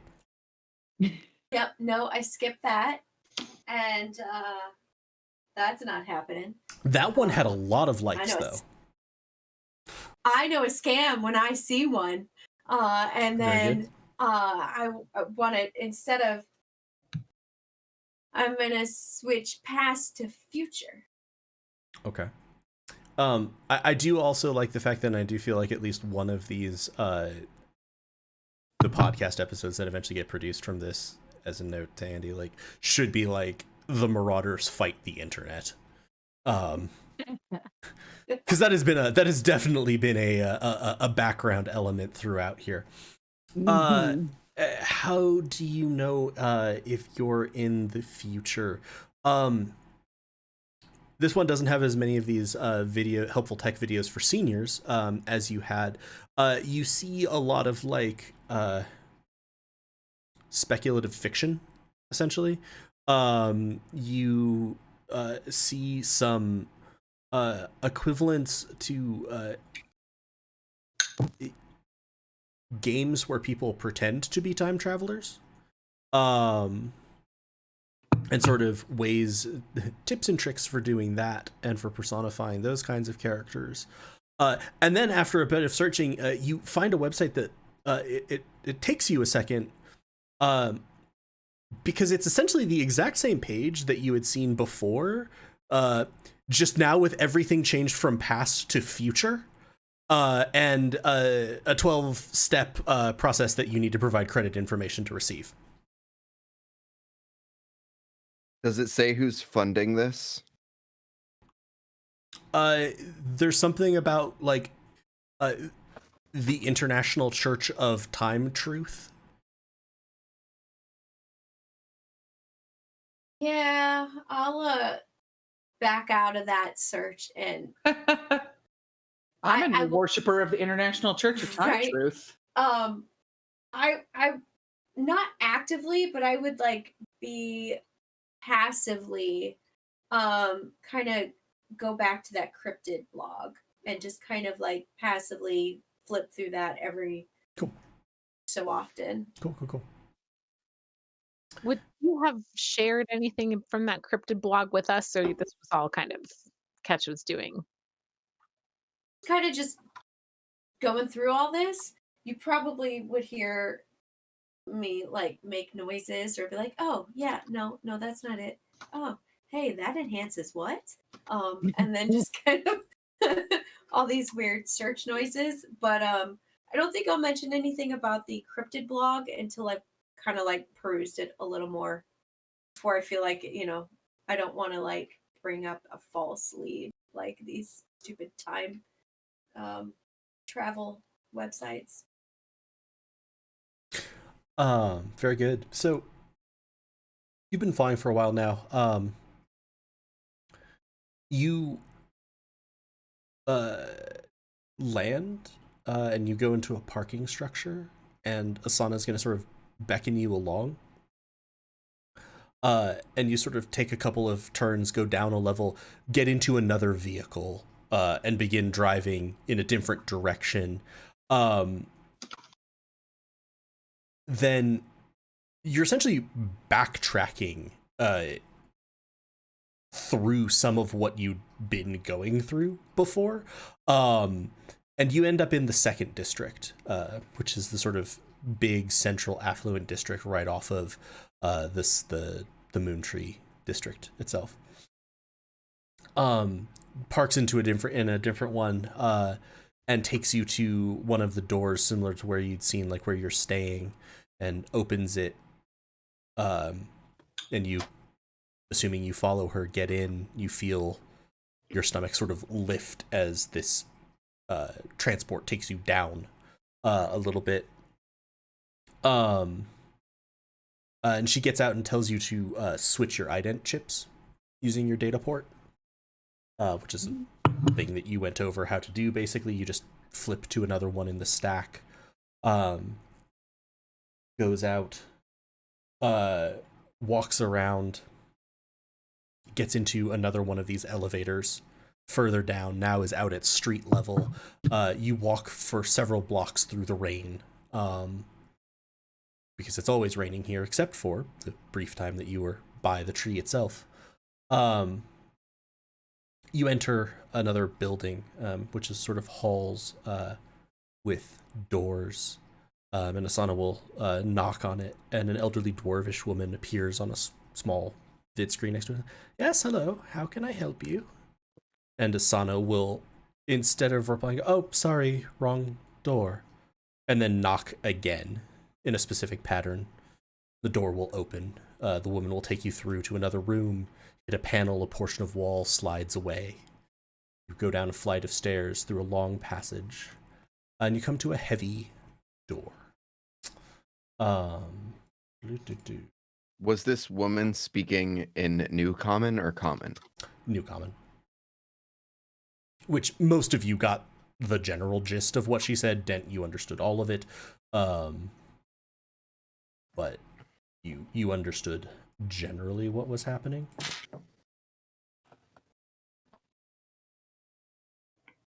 And as you walk forward towards these heavy doors, you enter a dimly lit room, which is quite large. And I'll make it so stream can see it.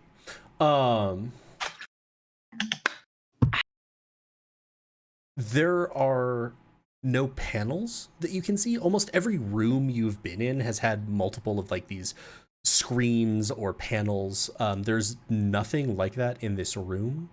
There are multiple sort of plush looking chairs and side tables set around a larger central table.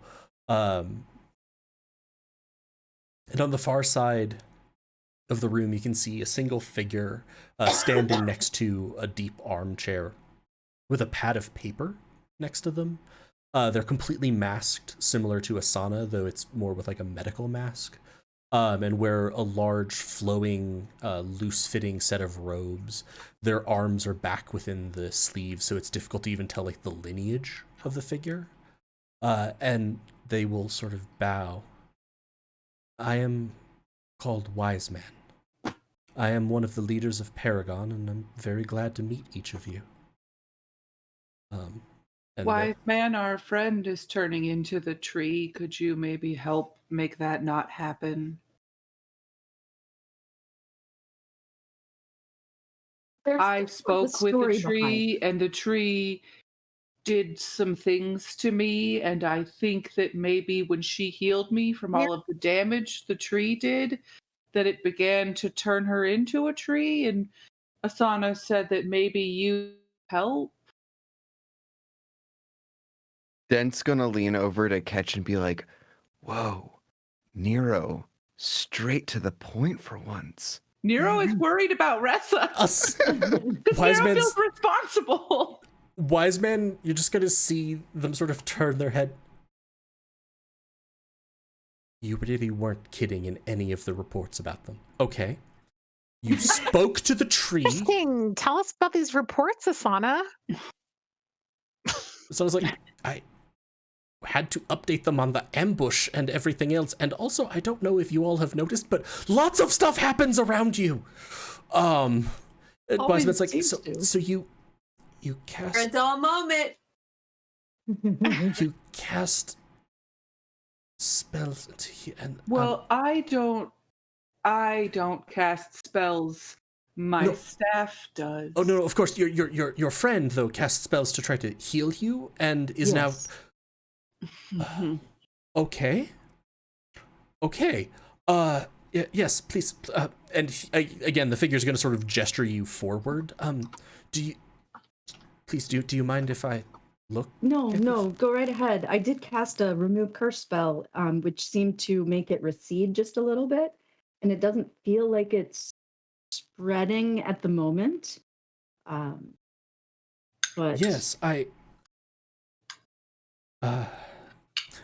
you're gonna see this figure sort of again, checking to make sure it's okay, but sort of like rotate your arm, look at it, sort of feel the surface of this where the pattern is, feel the skin like next to it. Doing a lot of things that you would recognize, Ressa, very much as a medicine check. And it's done sort of quickly. Like I have never heard of such a thing, but when it comes to people from another time like you all, there are many strange things that can start to shake out. I agree with you, it does not appear to be spreading right now. If removing it as a curse appears to work, I would honestly recommend just continuing to do that. One, if removing a curse from you affected it, you don't want it to keep doing whatever it was doing. Two, if it worked, it should most likely work again. If it does not, we could try some other things. I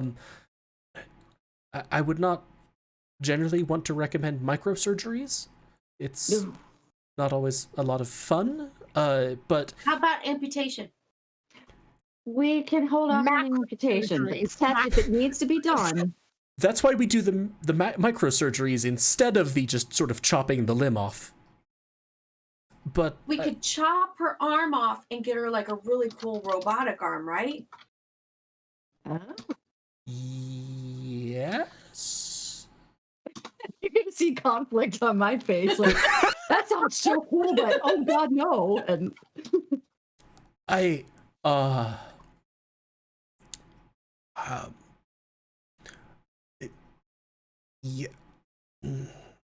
yes. Just try to get this to go away first. Dent, did you tell us? Did you tell us about the vision that Ed had with the pattern spreading from the tree to the stones of the plaza? Yeah, and I would have also, mentioned that, the tree was much smaller, and that I don't think it was me that was asking Ed the question, so it was a specific Ed vision and not so much a Dent one. Okay, because I would mention that as well, just to, I don't know if it's relevant, but there's... It's not the first time the tree has done this, is basically what we're saying. Yeah, exactly. The tree seems to be able to spread its pattern. Can we take a second on the just telling with all information? Yeah, telling all this stuff. We don't know anything about this person. I mean, if Asana trusts them, then we trust them, right? Yes, Asana makes reports about us without telling us. Yeah, I mean, Asana's also been here much longer than us. Who knows what she's had to do to survive? I'm not at that point yet.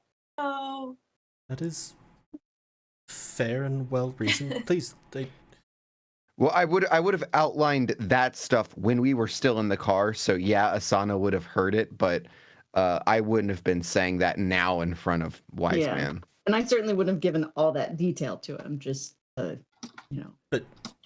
Wiseman again will indicate there's refreshments if you want anything. And before I discuss some of the things that have come to my mind, do you have any questions for me? Who are you and what do you do? Who do you work for? I'm sorry. As I mentioned, called the Wise Man? I am called Wiseman, much as Asana is called Drift. Called what now? Drift. With Asana, it is perhaps less vital for her name isn't really attached to anything in Moontree City, whereas for me, my actual name leads to who I actually am, which leads to teams of Drakon security killing my family.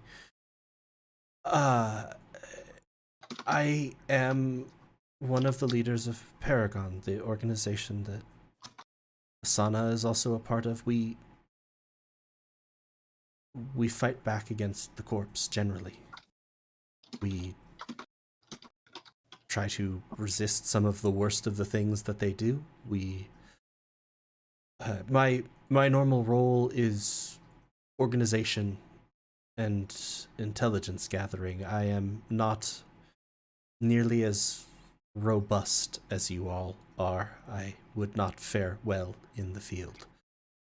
However, within that, my abilities focus on being able to get information that the corpse do not want other people to have. And Asana, this sort of, it was Wiseman that taught me much of what I know of accessing data. Why do you trust Wiseman? Because Wiseman has never been anything other than trustworthy. That's a great answer. That's why I trust Wiseman.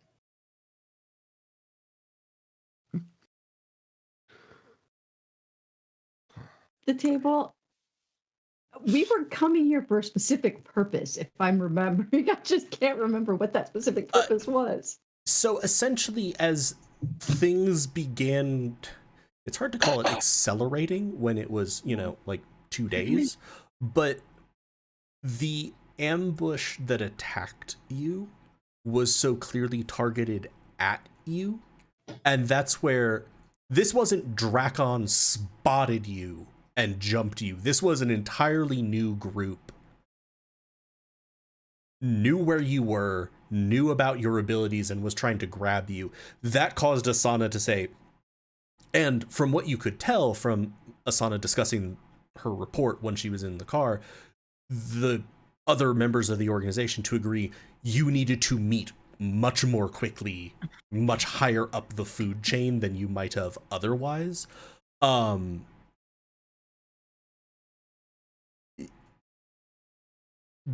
Because that shouldn't have been easy to get. The other general purpose that had already been going on was this was a meeting about a method of getting you all home.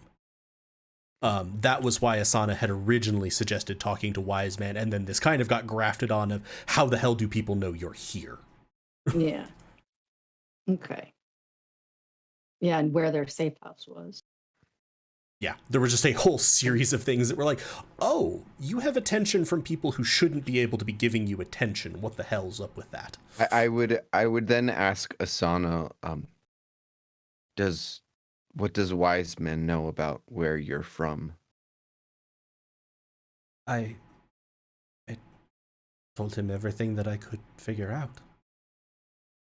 I told him about home, I told him about my experiences, everything I've told you. I told him that I did not, or more accurately, that it seemed like this place might be related to a place that I knew, but far removed in presumably time.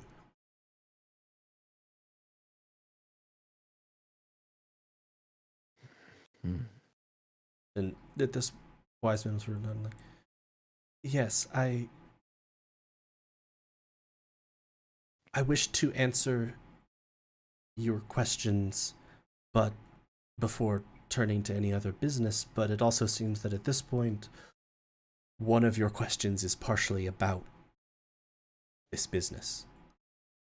So I know that Drift has let you in on some of the things around this, the threats that we place from the pillars, particularly Drakon here.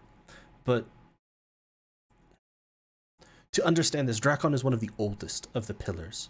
They traded goods across vast distances when it was in upheaval following the blossoming, and as part of these efforts, they essentially built a private military.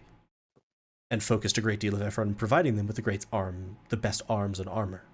They wanted to protect their goods. They wanted them to arrive. After some time, people became more interested in the arms and armor that their forces wore than in the goods they transported, and thus Drakon became a weapons manufacturer. First, swords and magical artifacts, and then as the technology of this world grew, they grew with it. In fact, they led much of it. In no small part, this benefited from the continuity of control. Benefits when your CEO is an elder dragon. Wait, what? This is new information. Yes, it is. I guess it does make sense. Drakon Draconic. Led by the great worm. Could that worm have possibly 3 eyes vertically through its head with sometimes Does it like warps? water? Is it like water? Does it make zombie babies? No. Zombie I'll look at babies. that one and be like, what? No. Hard pass on the last one. No. He is a great worm, a gold dragon. Doesn't seem especially fond of water, mostly breathes fire. I do not think he has 3 eyes, but I wouldn't want to stay in his sight for very long anyway, so if I was to see him, I would probably have priorities other than the counting of the eyes. Does he wear suits to to board meetings? When he appears as a humanoid, yes. Oh, okay. I just needed the dragon. When in the he suit. transforms into a Wait, he's a dragon, does he shapeshifter? still have a necktie Dragons- on? Elder can shapeshift into humanoid form. Yeah, any of the elder Hedge would drakes. not know that. Okay. So that's why he's like, what? Yes, You can transform? any Okay, of my the... question was, when he turns into a dragon, does he still have a necktie on? This is very important. And does it come up here or is it all the way Yeah, down here? where is the necktie? Is it under the chin? Is it at the base? How does he wear pants? Yeah, how does he How wear? does he Do wear the pants when pants he's in go dragon around all form? 4 legs they like or this? just up to Or the they- waist? This is all in character. You don't have to answer these. You don't just yeah, you really don't have to. Excuse me, you don't get to decide that, Heather. There, Did you there, cast remove curse again, by the way? You maybe should try that. Yeah. there are rumors of massive silk ties being fabricated for him. Yes, though I do not know whether it's at the chin or the base of the neck. I start Googling images of the CEO of Drakon in his silk tie. You find a variety of images of the CEO of Drakon in various humanoid forms, and every time, yes, in a very, very sort of striking silk ties. Suitings almost there always have a any- gold scale pattern to them. Okay, Any of those I'll forms from- forward these images to everybody else's data pads as well, and then also I will look for artist renditions of what in his draconic form he might look like. Oh, you find all of the deviant art. Oh my god, Minnow is not prepared. How many Mpreg Drakon things are there? Okay, Oh, but sorry. you I'll stop. know that she's just forwarding, and like you guys are just getting all these like pop-ups in your vision of like No. Occasionally there's little notes of like, oh, look at the purple stitching on this one. This was done by such and such a designer. Like, it's just embedded on the picture. Just like, I don't know what that means, and I don't want it. What is happening? I love it.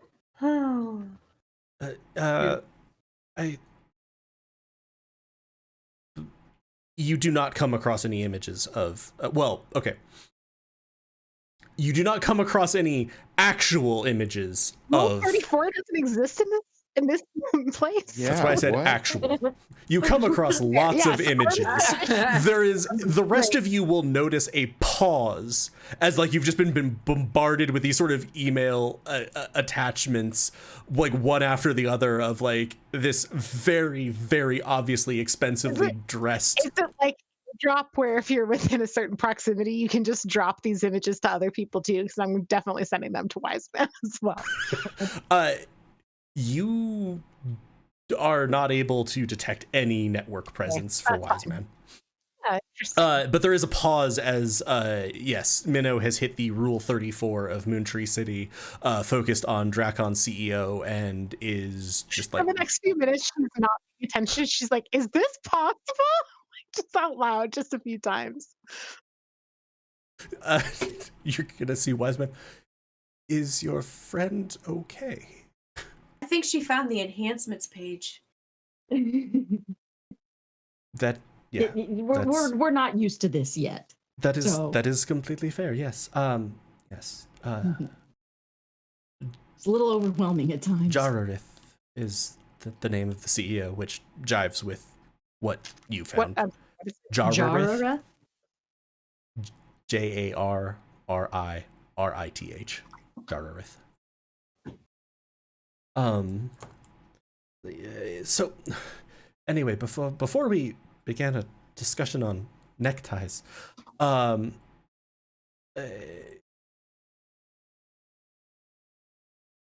Dracon still primarily focuses on weapons development, armor development, etc. Sometimes these are personal armaments, sometimes these are military armaments, sometimes these are orbital lasers. Really big weapons that are up in space. I remember Asana did not quite know what orbital weapon. So, you know where like birds fly, or like the tree is the very top of Moontree? Mm-hmm. Much farther out than that.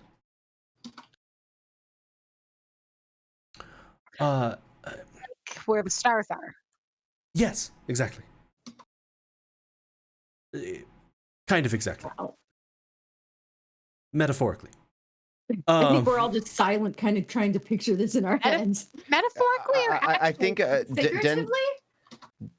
Dent is gonna like nudge over to Dellen and be like, I thought that the blight and stuff, that was all like terrestrial.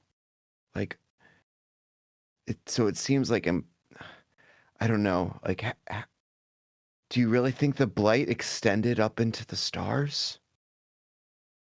For it to have wiped everything out like this? I don't know. I suppose if it doesn't necessarily need to have. There are animals here, and presumably those don't all go out to the stars, so things could happen here that don't happen everywhere. But I don't know. Dellen is definitely getting his sort of like informational overload expression again. And Wiseman's gonna stop.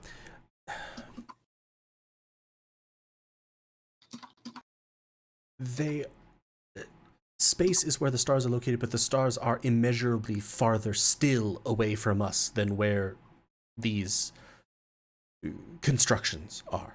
That is what I meant by exactly, yes, it is what you would associate with looking up and seeing the stars, but it is not, they are not by the stars in actuality.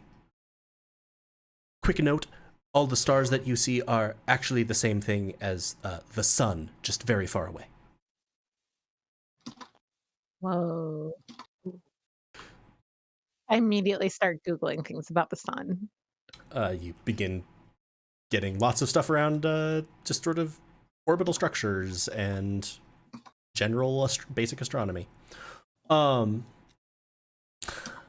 can see Wiseman, but this focus on weapons and armor does not mean that they did not try other things, that they have not researched other things, and it's particularly relevant to your question of what am I doing? Why are we helping? What are we aiming for?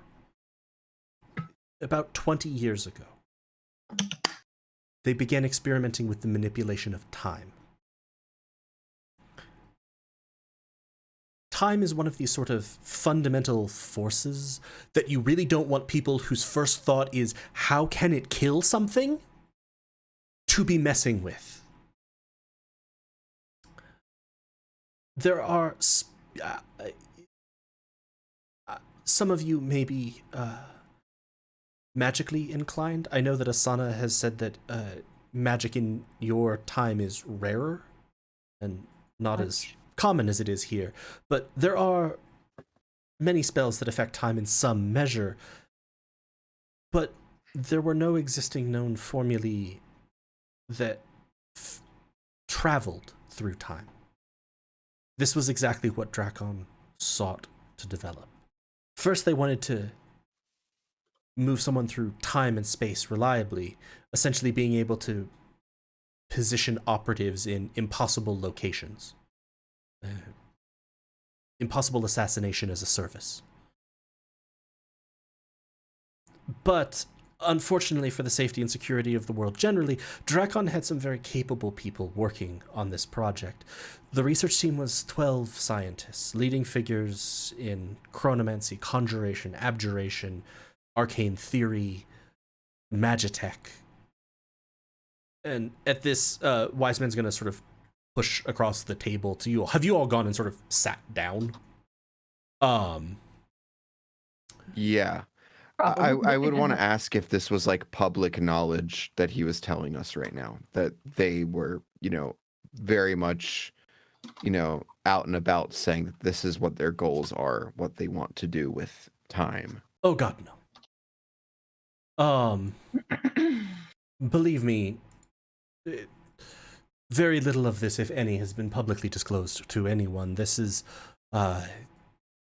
Drakon wants to make sure that if they are going to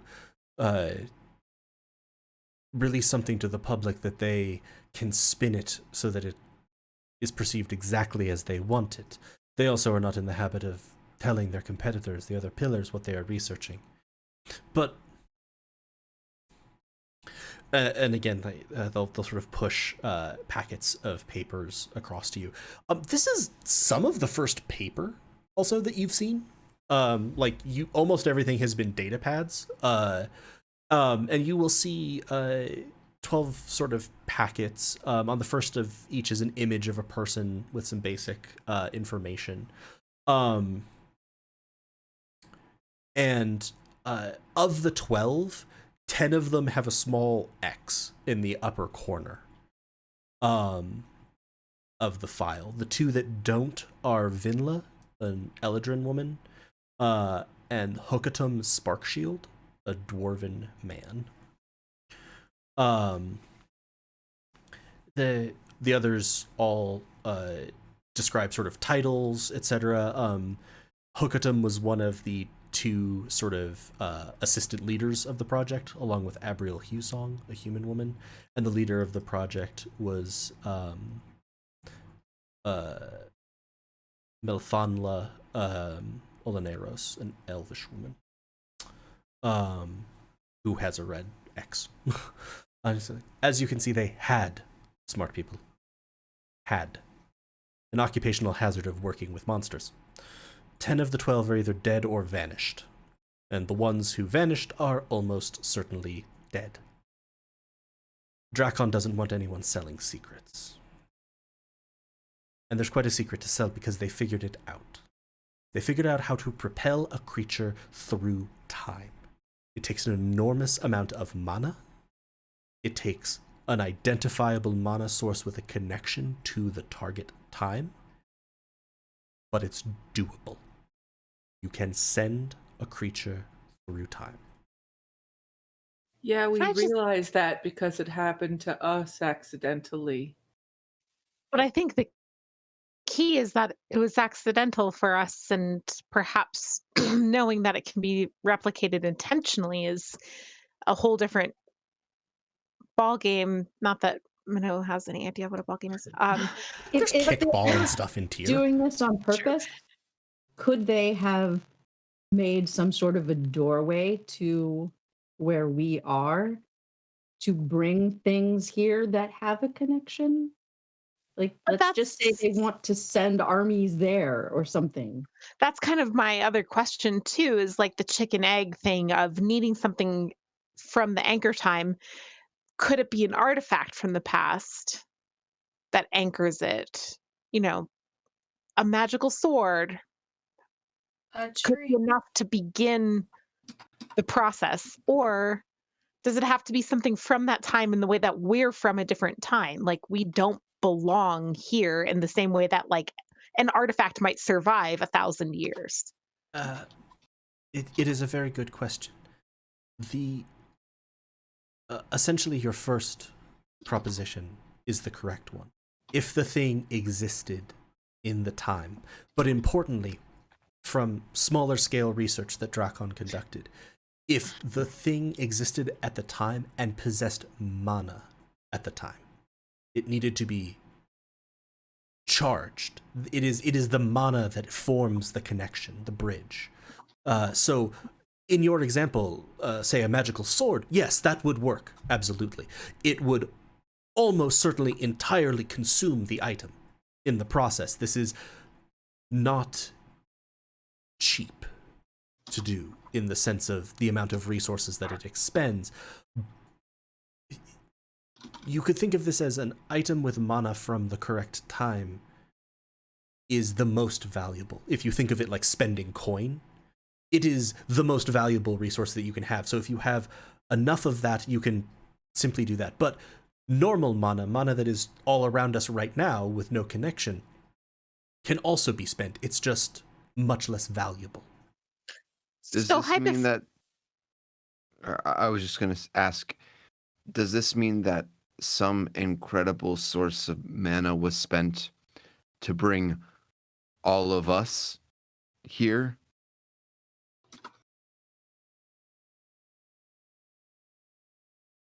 If the method used was the method that Drakon discovered, yes, but from what Asana has described of her experience coming forward, along with some of the others from your time, it seems like it was something different.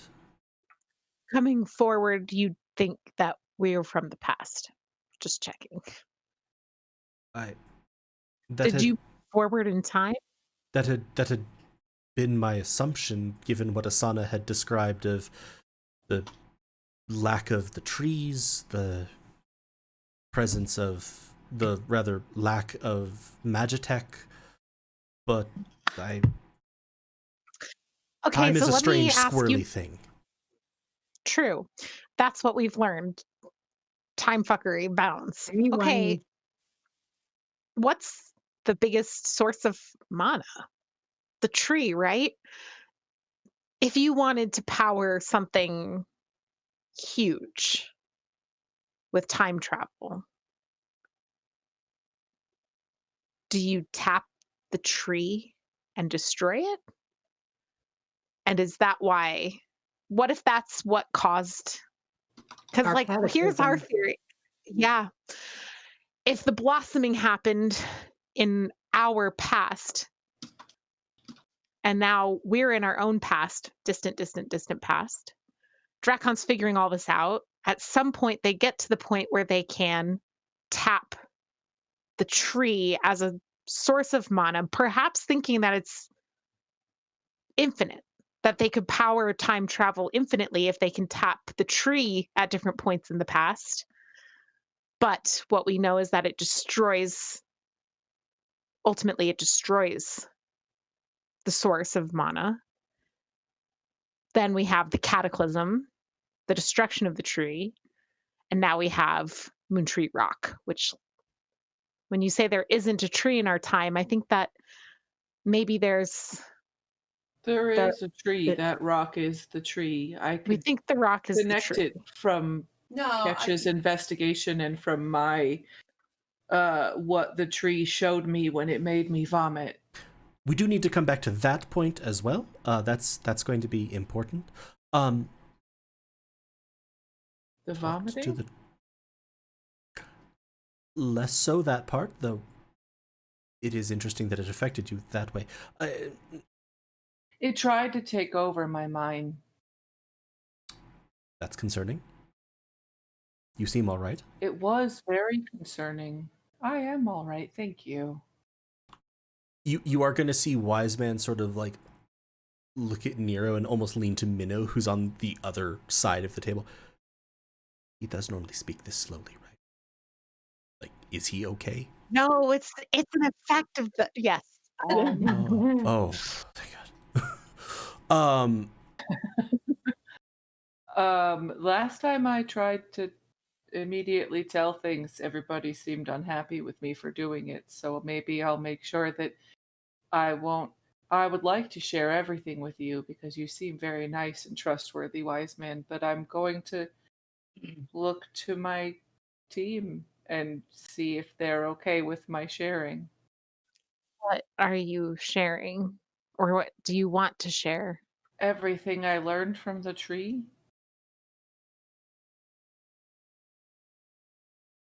Yeah, I I mean, don't see the harm. e- either we're already fucked or we're not. I mean, this is if we're here and we've been delivered into the hands of someone who's going to, destroy us, then we're already delivered into those hands. Then again, we could be feeding information to Drakon accidentally by feeding information to Wiseman. But I mean, I guess that's the fear. But And Dent will That's also, not my if fear. Nero Either way, you're starts, dead. Dent will chime in with his Well, Nero's going to stuff. start with so I am a moss giant. I'm from a forest. When I was a child, it burned down. I'm going to have you. Fast And forward. I'm going to explain. Oh, sorry. I was just going to say I won't actually talk that much, but I'm going to explain that, like, how I met the cabbage people and how they gave me the staff from my home and this special thing that it does that allows me to talk to plants once a day. I'm going to tell them about grassworks. I'm going to tell them about the bonsai in my No, pocket. it definitely Assuming has this been takes the hour, at least the hour it's going to take, can I do my? I will also say that, Catch though, me as up you and sort of explore start the this, room. it appears that you are extremely concerned about the contents of this, any information that your friend here is perhaps inclined to share, being shared with anyone else. I perhaps cannot assuage you about myself, but perhaps for the safety and security of all, with your permission, do you mind if I cut off any network connections here?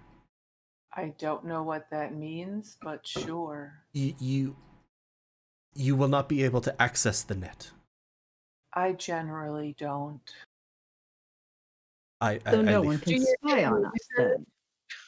and you're going to actually see him very much make arcane hand gestures, and you feel just sort of you could just sort of sense that like the data port just doesn't connect to anything.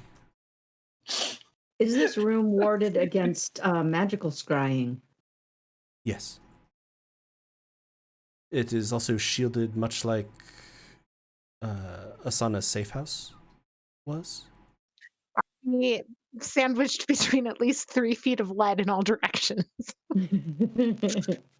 3 feet, no, but Few inches. there are multiple wards built in. There's layers of protective metals. Yes. This is designed to be amongst the safest places that Paragon has access to. So after he does all that, then I tell him the story about my childhood and how I got the staff and all of these Just things. get straight to the part where you talk to the tree. I promise it's okay. But doesn't he need to know how I No. got the staff No. and why No. It's a lovely story, but no. And Wiseman's going to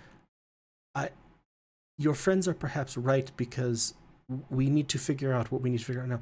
I would be happy to hear that story, though, another time. Oh, I have a Over- lot of stories to share with you other times. Okay. I insight check the turning off of the nets and all the assurance of the wards and stuff. I think Minnow is suspicious. I at least am not, but Minnow is suspicious that he's Yeah. like, "Ooh, I turned off the net," kind of thing.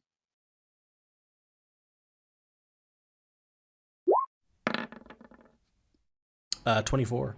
24. Nice. Seems genuine about it. I would also say, like, I know it's an insight check, not an arcana check.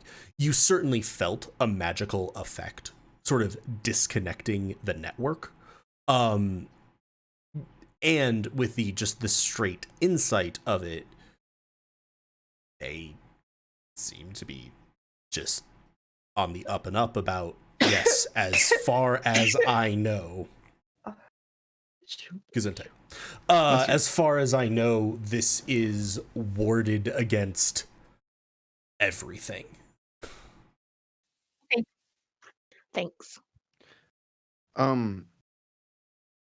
Jumping off of that, would it be possible for like Dent or Ed to tap into Nero's data port and sort of see what she saw through the tree? Ooh. He saw? That would be hard because Nero is having a hard time forming sort of cogent memories around that. Like, that was an insight check on himself to be able to hold that and process it. But that would be a thing that you could potentially do. Yeah. I want to, just to see if like the imagery lines up with anything in my head, just to kind of, establish something is concrete. Like, yes, this is this thing. Sure.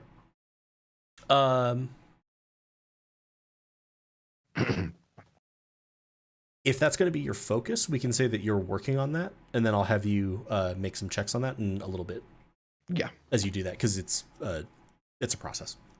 So I would be sharing pretty much exactly what I shared with the Marauders. Yeah, With so- this guy, my very confused understanding of everything I experienced.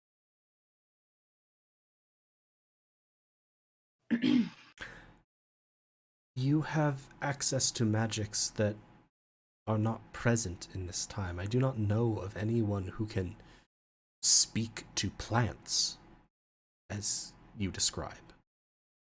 I mean, if you wait till tomorrow, I can demonstrate it for you. If you have any animals, I could speak to them for you. I have an animal. And I pull out Jebediah and I say, Jebediah, can you lick your eyeball? Exclamation, push the button. Sorry, And then I also feel Jebediah. like Wiseman is like, I have an animal, and starting to say, yes, I can see. You pull out the lizard. I thought he was talking about the Tressum. Okay, you that's have a Mr. lizard. Jimbles. He's also really, really nice. Pleasure to meet you, Mr. Jimbles. Mr. Jimbles, can you tip your hat so that he knows you can understand me? Yeah. I don't really have a lot of magics, but I can talk to things. Oh, I can also set things on fire. Especially people he doesn't like, so just That's not true, Minnow. Minnow likes to lie. She says He also it's sets jokes, people on but fire that he Literally said likes. sometimes that. You said that within No. my hearing once. no. Get your crit fail insight check out of here. No. I just like, no, that's not making it seem worse. No. Shh. I do not know quite what to make of what you are describing, seeing from the tree, as the tree. Certainly some of your suppositions make sense, but to answer something that you said, accessing the mana of the trees directly is very, very, very forbidden. We By all who?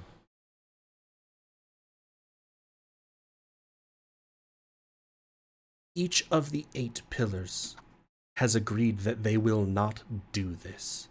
To do it, to be found doing it, would mean the obliteration of that pillar by the other 7. Yes, they might attempt it surreptitiously, but the trees are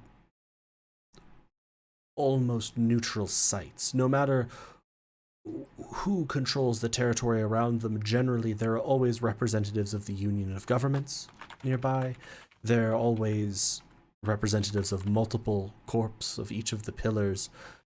They are not there coincidentally. They are there to keep an eye on things. We all partake of the mana that the trees produce.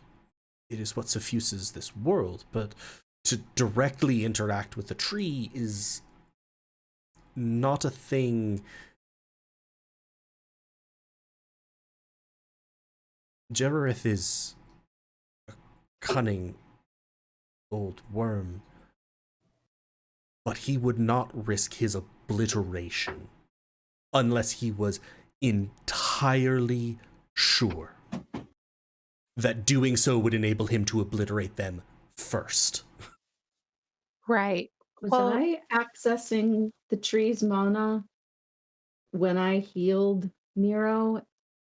Because it didn't take any of my own power. Usually I can feel a little drain when I Yes. cast a spell.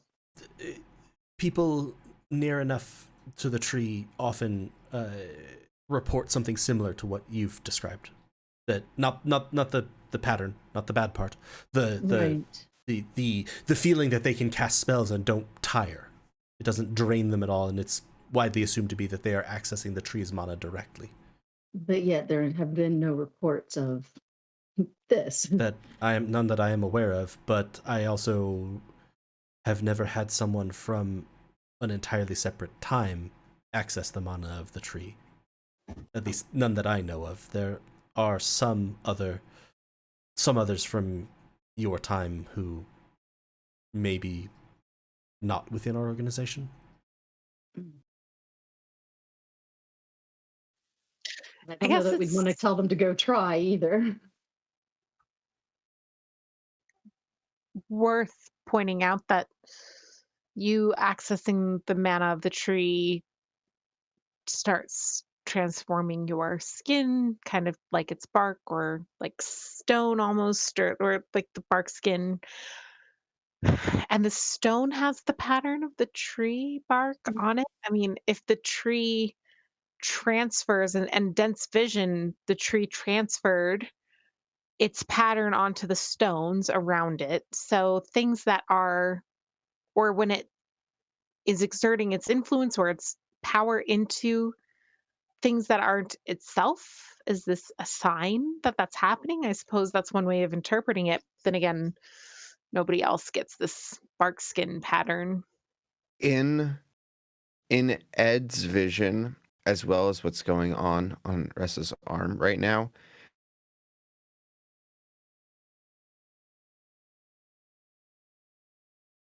Oh, I was like, wow, that's I a was like, long oh, pause. I was like, okay, he's pausing. And then after I Dramatic looked pause. down to okay, let me review my notes, and I'm like, this pause has gone on for a while. sure did. It's perfect dramatic. pause time though. We heard in We're- Ed's dream and what's going on in Ressa's arm, and that's where it Yes. stopped.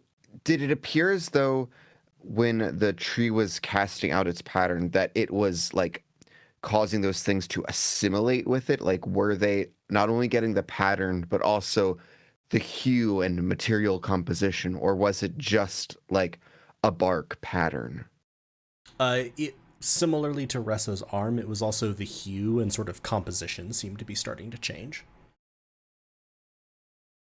So it's kind of Okay. assimilating. It's the Borg. Yeah. Resistance is futile. The prophecy. The prophecy talks about the pillars falling, right? Is that right? Or is that I'm just thinking about the trailer and conflating the two? I tried to find it in our pinned messages and didn't, so I'm not sure the text of the prophecy. I'm trying to also remember the that we read. access to the text of the prophecy that you have. Ooh, wait, is it in Roll20? So many things are in Roll20. Yes, I believe so. Is it in the book? Oh, no, I Prophecy don't is think the No. top thing I in don't- your above your. I've got it. Oh, it's up at the top. Yep, I see it. Thank you.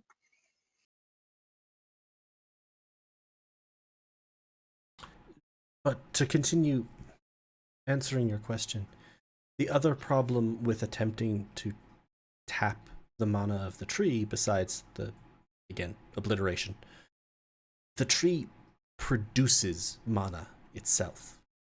The mana it produces is new.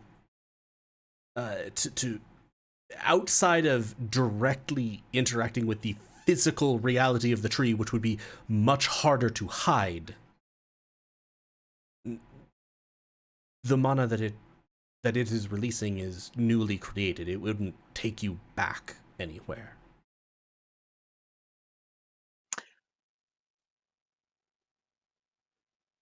Right, but my understanding was the item has to have had mana at the time that the target time for travel, Yes. which the tree would have had.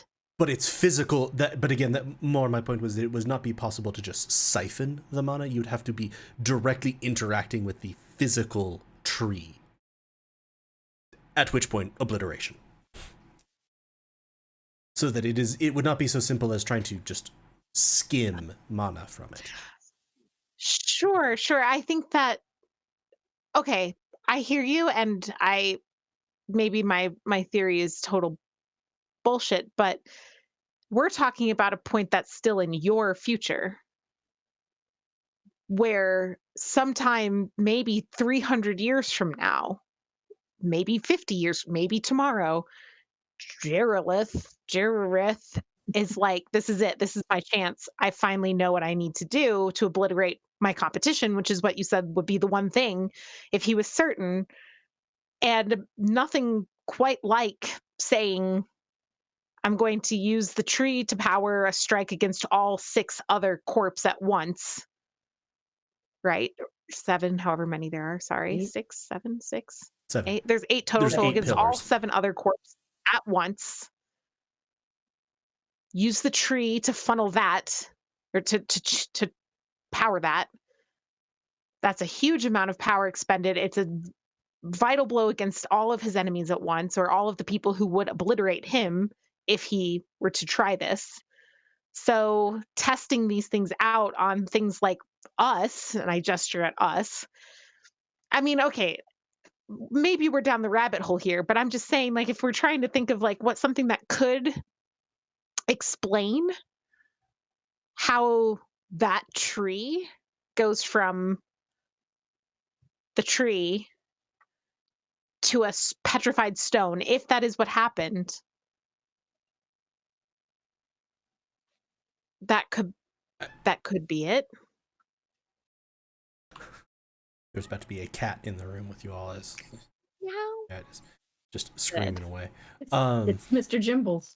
And catch. And catch. Loves that theory. Cat. Wiseman will sort of stop you. I am not trying to dismiss what you are saying. It is possible. It is theoretically possible. It is certainly, if Jareth was entirely convinced both that he could win and that what he won would be worth it, then yes. The only remaining question that I would have is, to do this, to take out the other pillars, that would lead to chaos at best. You keep using the word cataclysm, which is the only outcome that I could think of. Even if that succeeded, he's already one of the richest and most powerful beings in the world. I don't know quite why he would try to... I cannot see any avenue that the research has ever suggested that would suggest it would do anything other than that. Again, I am not saying it is not possible. Perhaps something happens that makes him desperate enough that that is worth it. Perhaps he is losing. Perhaps I do not know, but it is possible, I suppose. I cannot imagine. I cannot imagine how much energy would be contained within the physical being of the tree itself. Are the heads of the other corpse also big, daunting figures, like a giant, perhaps? I don't believe Or any of Sphinx. them are giants. The Jareth is the only worm that leads one of the pillars, so far as I know. I mean, the Church of Bin just claims to be led by their god, so that's kind of big if you believe in those sorts of things. But there's all types.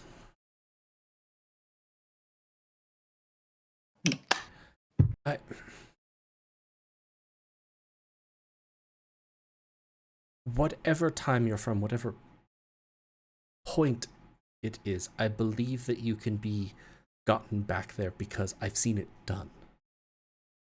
At least going to the past. The first experiment sent subjects back 5 minutes. They stopped doing that once the air began to sound like shattering glass and one subject had an aneurysm from the effects of temporal breaches. Reality doesn't like two of a thing existing at the same time talking to itself. It doesn't go well. If the air itself ever sounds like it's shattering, that's a sign that something bad is going to happen. Didn't it sound like that when we were running to escape the creature in the cave? It sounded like that when Dent lightning lured a Dellen, and briefly you could see multiple Dellens sort of flickering back and forth. You started to hear that sound. Did Dellen have an aneurysm and we just didn't notice? Not so far as I mean, he was talking really funnily, Where? Feel okay, Dylan? Have I had an aneurysm? Did I not notice that I've had an aneurysm? Is You have Dellen not. the reason for the cataclysm? To be fair, I don't know what an aneurysm is, so... Brain bleeding. Burst blood vessel that in your sounds brain. bad. Yes. I mean, Rachel knows this. Nero doesn't. Oh yeah, no, that was that was Wiseman explaining to Nero what an aneurysm was. Right. Mhm. They dreamt bigger. One of the 12, Abriel Hughsong, was sent back 5 years. They did not even truly think it was going to work. They just did not know what else to do. Mercifully, she had enough sense to not immediately go contact the team, including herself, which would probably have opened a temporal breach big enough to collapse the planet. Did they ever send anybody forward?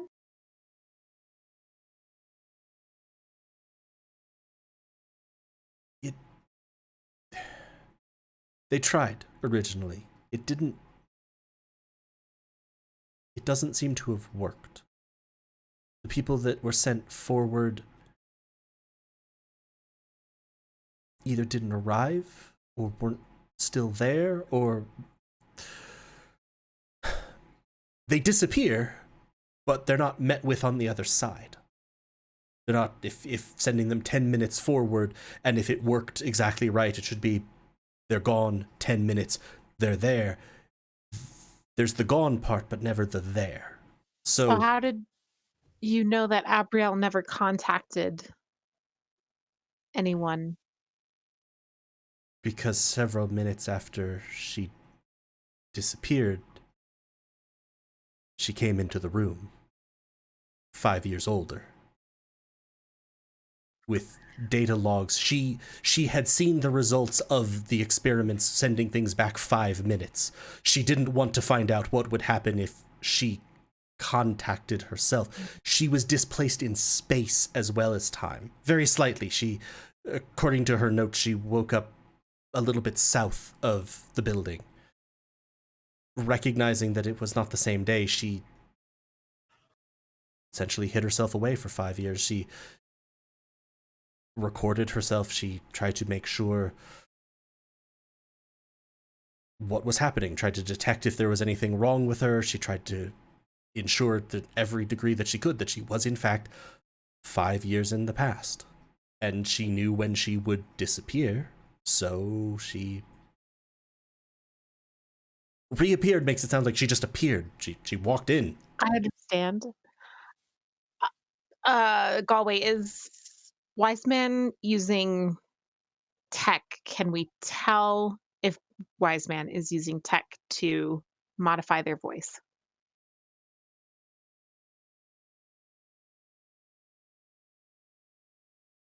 Give me perception.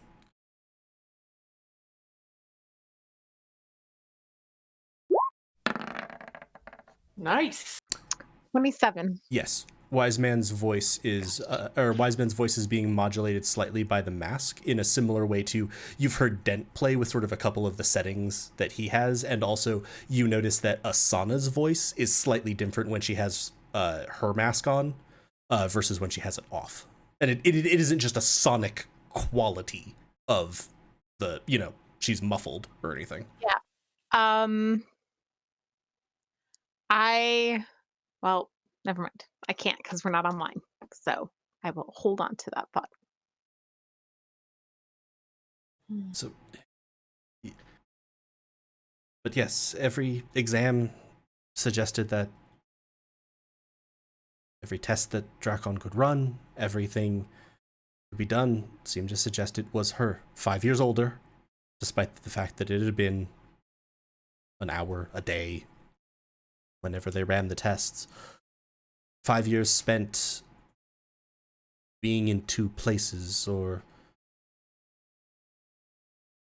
half being in a single place all the time. She did not describe it as being pleasant in the records. That there was a knowledge that she was one of two, and that there should not be two.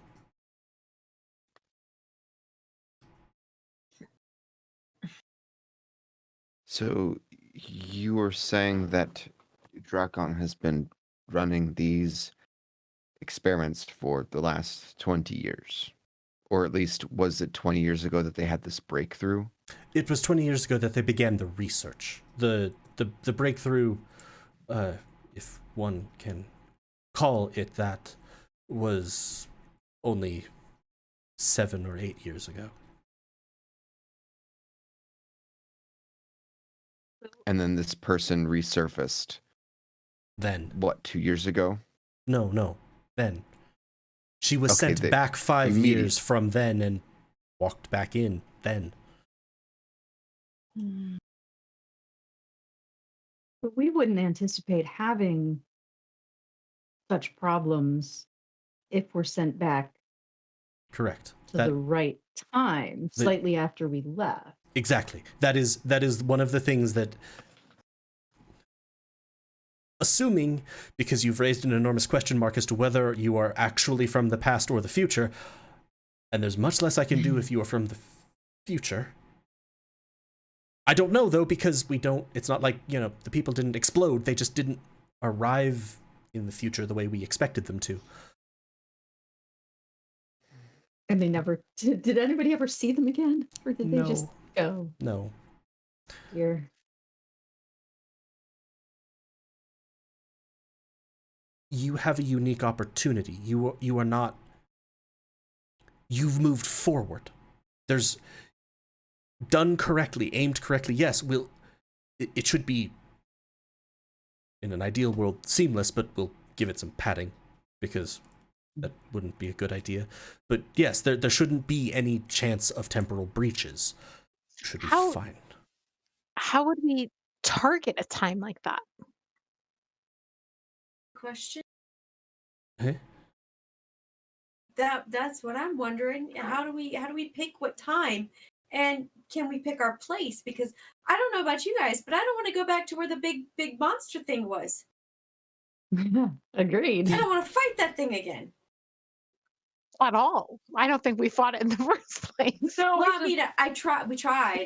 Yeah. Pop But a I couple But spells I at it. don't want to and try run. it again. point is But taken. we also can't just leave it unchecked, right? Because it was part of what was causing all the weird. But that was our job. Part of it was why we were hired. Well, so what I say is we figure out, like, if this is all like, I mean, if we like land outside of it just after we left, and then we could just blow it up. Recruit that's a lot of reasonable. help, get, level 20 wizards on our side kind of thing. Yeah, Mhm. yeah. I mean, Yep. maybe we can take something back with us that's like, super like explosive. Like Ooh, this, like my cyber sledge. gun. Yeah, I pull out my gun. No, I think I As my you gun and pull said, out don't the let me use it. as you pull out the gun, Asana's just gonna start like visibly flinch. No, I think I took your guns, didn't I? Yeah, I think my gun. I surrendered got my a guns different after one. I shot Those got that guy's impounded. child. Yes. Yeah, I was like, don't let me ever touch this again without Without training. training. Yeah, Winnow's totally fine with shooting people again once she knows what she's doing. But Quick question. And I guess this can be towards towards Wiseman. To your knowledge, the artifact that needs to be from the linked place in time.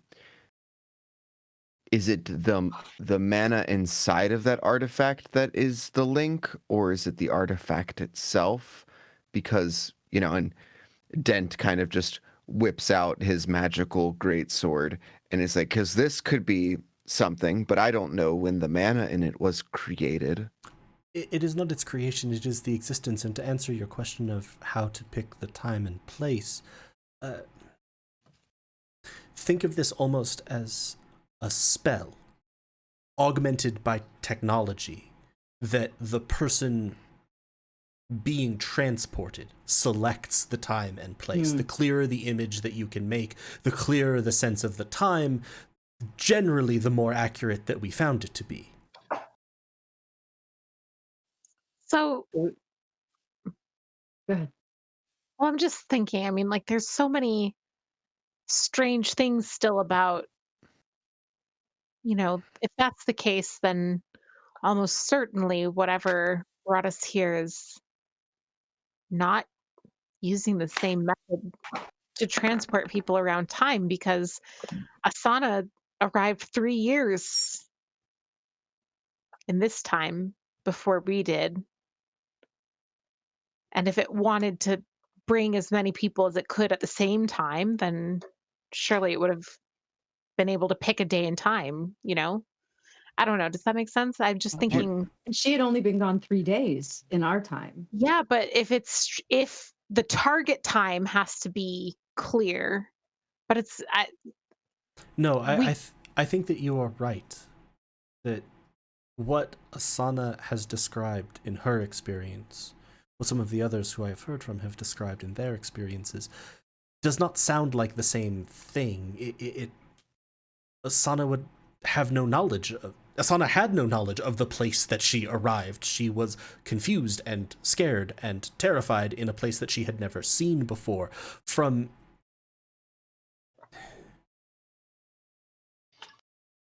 Which I suppose is also part of why I had assumed that she had been propelled forward, not backwards.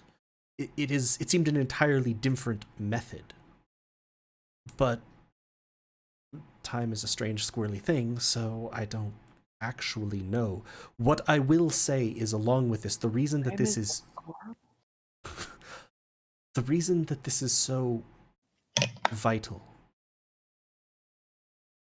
Asana has mentioned there are anomalies where sometimes people come through, like each of you, Asana. Sometimes it is just visions of scenery or other things. Increasingly over the last several years, though, every time this happens, every occurrence of this is being accompanied by the sound of cracking. Everything that has been researched suggests that that is a temporal breach forming, and they are dangerous and destructive. I do not think it is Drakon causing those. The fact that everyone who has come through, regardless of what year they arrived here, seem to have come from a relatively tight span of time in your reality suggests that it is something on that end. The temporal breach is our problem. Is breaking time. That's bad for everyone. Probably the big worm thing we saw. And his orbs. And this cracking also not only jives with what we saw in the cave, but also with the doors opening from my vision, right? Because I heard a that massive... was like one of the sounds that you heard of this like cracking, tearing, breaking noises.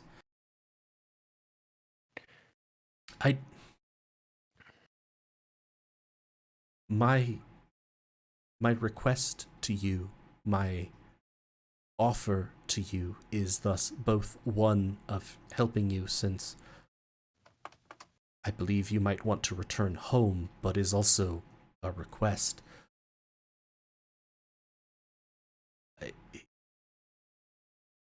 If what is happening continues to happen, I worry that time itself will collapse. I do not even know if this is only happening here. You came here, Asana came here.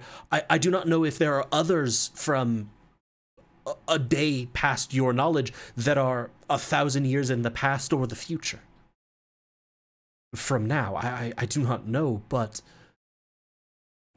something as fundamental as time utterly breaking does not seem to suggest to me a thing that will go well for anyone involved in your home or mine or potentially any others.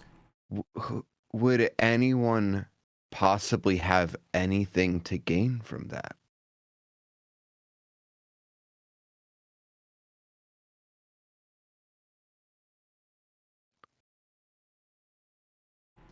I don't know. Honestly, it's a good question. This is, again, another reason why it seems... The evidence would seem to suggest that it is coming from your time, but again, Jerarith is cunning and greedy and power-hungry, but he doesn't want to destroy the world. He likes the world. He wants to own the world. So I do not think he would be trying to do this, but I cannot imagine why anyone at any time would try to do that. That way lies annihilation. It is possible that whatever is causing this is not a matter of trying. It may be we did not try to create temporal breaches. Period. Accidents. It could be that whatever is causing this is unaware of this effect. It could be that whatever is doing this does not understand the ramifications of them fully. The first research notes indicated merely just as an oddity, a cracking noise. That stopped being listed as just an oddity when a person had an aneurysm and part of a room collapsed in on itself. Okay, this is over the table, but if aboleths spawn their clones of themselves that keep their own knowledge, this thing is gathering its children to itself so that it has like 80,000 of itself at any given time. So it's just like popping them out and like creating this huge breach, right? Is that what this thing's doing? And it's doing it just because, Well, I know that the creatures that I was fighting in my visions were shadowy, multiple-legged things and not tentacled things, at least. So I don't know.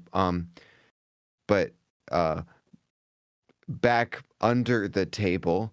On the table. No, we're under. Dent would want to ask, do we know if, since the founding of Moontree City, if the tree has grown, or has it always been the same size? Or is there any data on this? Records indicate that it has grown somewhat. Not nearly as much. As I have mentioned, there are very few records from before the blossoming. I do not know if that changed the stature of the tree. It certainly changed parts of the world, from what the records suggest, when the torrent of mana was released. But after that, it's grown slightly, but given how large it already is, it's not a particularly significant amount of growth. What was the difference from my vision of the tree and what it is now? Is it drastically larger? Arguably the biggest thing... Sorry, I managed to type over something in my notes. Arguably the biggest thing is that in your vision, it looked like the tree had green leaves, whereas here they are this golden amber color. But it was the same size. The tree was also somewhat smaller. Yeah, like it was not necessarily massively smaller, but somewhat.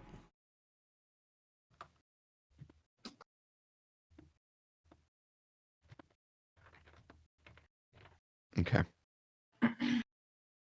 I'm just trying to figure out where, how I might be able to place that vision, given what we know. Did I see anything weirdly aboleth-y in any of my visions? No.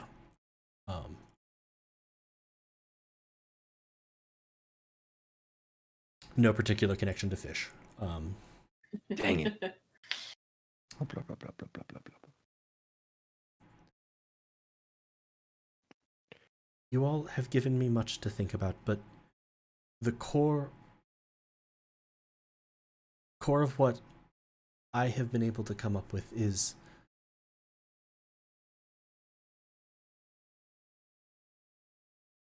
Abriel, going back 5 years, dimmed the lights in the facility for 1.5 minutes. Managed it. 5 years. We will need significantly more energy than that to get you all back to where you're from. We will also need top secret equipment from Drakan, which they're unlikely to want to give us. You could get us access to? With a plan. If Drakan knows what people are going for, they will simply defend it more. There need to be 3 coordinated strikes. Carefully timed. Carefully executed. If one fails, the others will also fail. Well, at least if the first fails, the other 2 will. If the second fails, the third will. They must go off within minutes of each other at different locations. Essentially, the first thing that must be done is to disable communications and power on the Drakon grid. That will leave them more exposed and vulnerable. Second, a certain amount of data must be extracted from one of their facilities in order to allow access to the codes that we will need. And then third, those codes must be accessed separately. However, the second phase also needs to throw in enough damage to throw them off the scent of what we're looking for. They're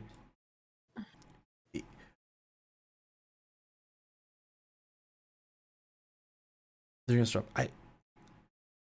I would leave the particulars of the plan to the people who would be executing it, which in this case, honestly, will most likely be you all. Sana, Drift, if you wish to help, of course. You have indicated you want to go home.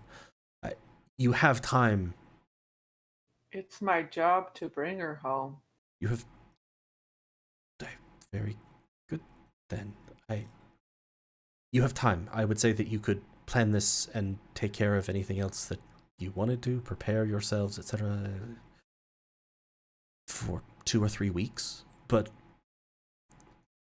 once it begins, the time between those 3 missions is minutes, and the time between those 3 missions going off and getting to the actual research facility is hours.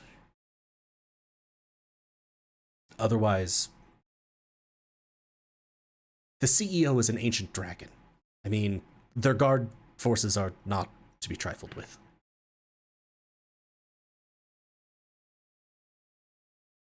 Never seen an ancient dragon before. And let's not start now. That is a very accurate way of thinking about this, yes. Yeah, Dent especially is an gonna start angry- scribbling something down onto a piece of paper because there is paper now.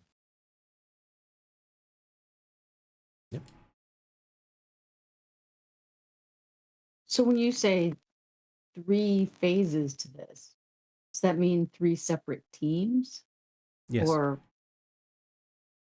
The locations are scattered throughout Moontree and its surroundings. They have to go off within minutes Mr. of each Jimbles other. can be on my team. Nice try. Mr. Jimbles is my friend, bitch. I wave a piece of fish.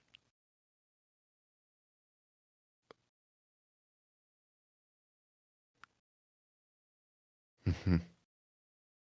We'll do the thing where we set him down in between the 2 of you, and you can both like call for him, like who gets the pet in the divorce is like who the pet picks in that moment.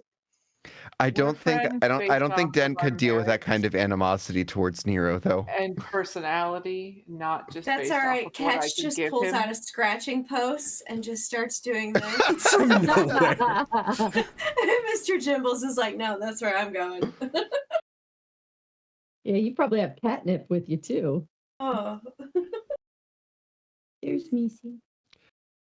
Oh, kitty. Oh, more cats. So, okay, these 3 prongs, this is okay.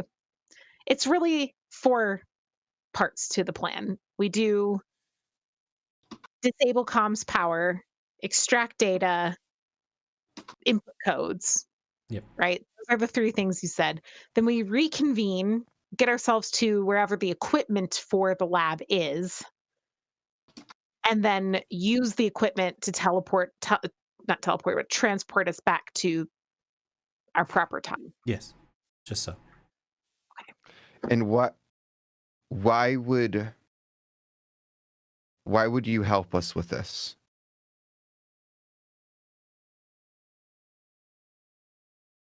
I'm going to insight check no matter what they say. Fair. You can go ahead and roll it if you want to. It will not change what I'm having them say. I'll wait. Wiseman will sort of Just curious. stop.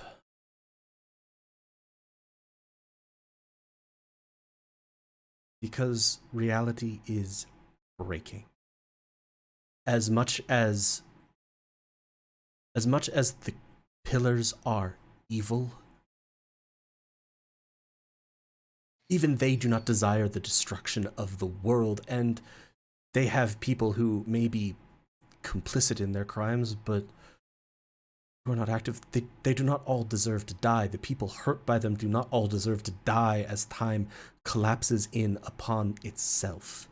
The people in your world that Asana has described to me do not deserve to die as time is obliterated, if that is what is happening. No reality I can think of deserves that. And while it may have originated in your time from whatever this power is, there is a very real risk of... In magic, we talk of the veil, boundaries between worlds, between realms, between dimensions, and that in certain places often described as haunted or holy. That veil might be a little bit thinner. Energy comes through more easily. I fear what would happen if the veil between times erodes further and Drakon is more easily able to do what they are trying to do. I will help you. And this Wiseman's going to sort of peel back his mask and reveal the face of an elvish woman. Whose hair is a very faint blue-silver. Skin is almost transparent. It's so faint. Hey, Vinma. Hey, who? Or This is which one is Vinla. Who? Melathanla was the leader of the project. Okay. What's happening? What did I miss? I have in my notes about Googling this shit. I was like, I was ready. Okay, it's fine. Fine. I will help you because I am able to, and because this mess is partially my doing.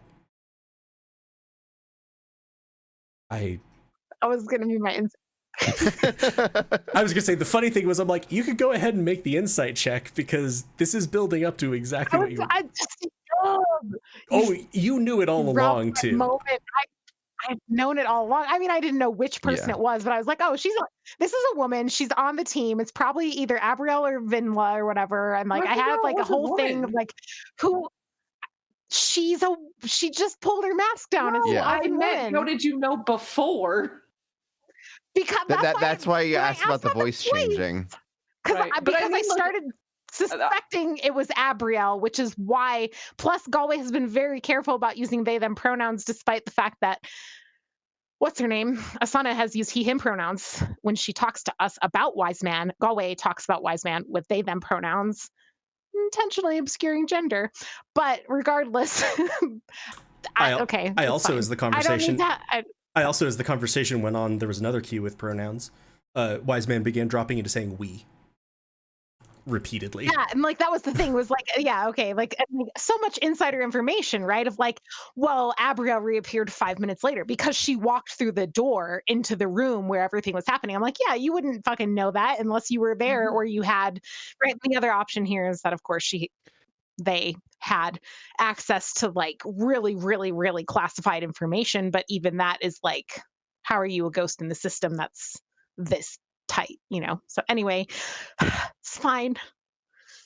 Sorry, I really Still roll that interrupted insight your check moment. because you still need to roll the insight check though. Because I didn't get mine. I have to shine. No, the funny thing was I was tracking all along. I'm like, okay, you've narrowed it down. You're narrowed.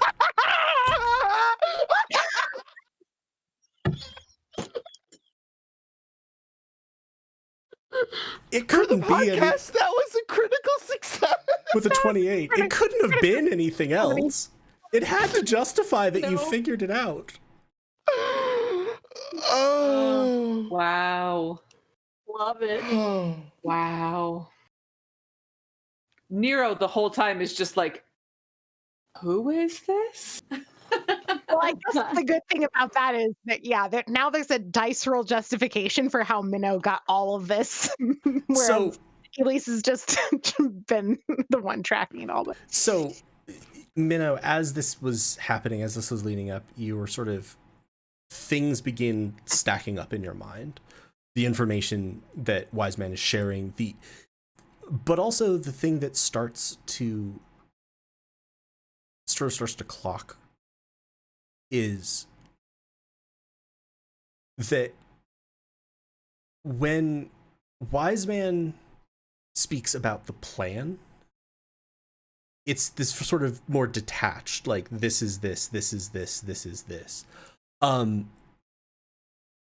Around Abriel, there is a sense of regret. There is a sense of pain that you're able to start to tease out. Around Drakon, there is controlled, but not anger. There is hate. There is something that is beyond just, these fuckers could destroy something. This is full, no. I hate these people. So all of that is sort of starting to sort of slide into place for you. I would also say with the critical hit aspect of this,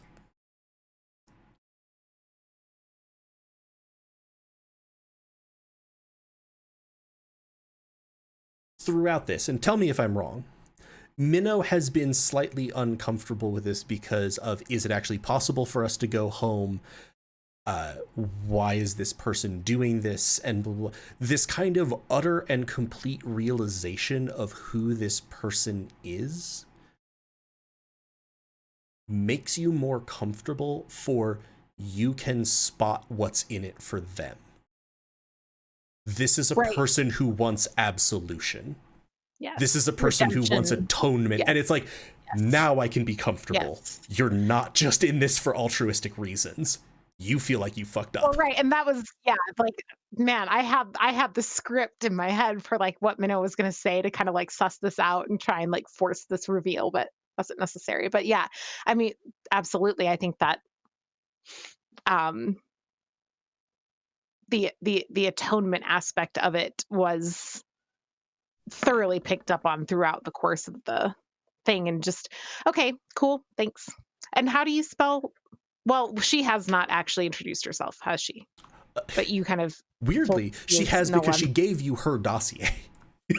That's right. Yeah.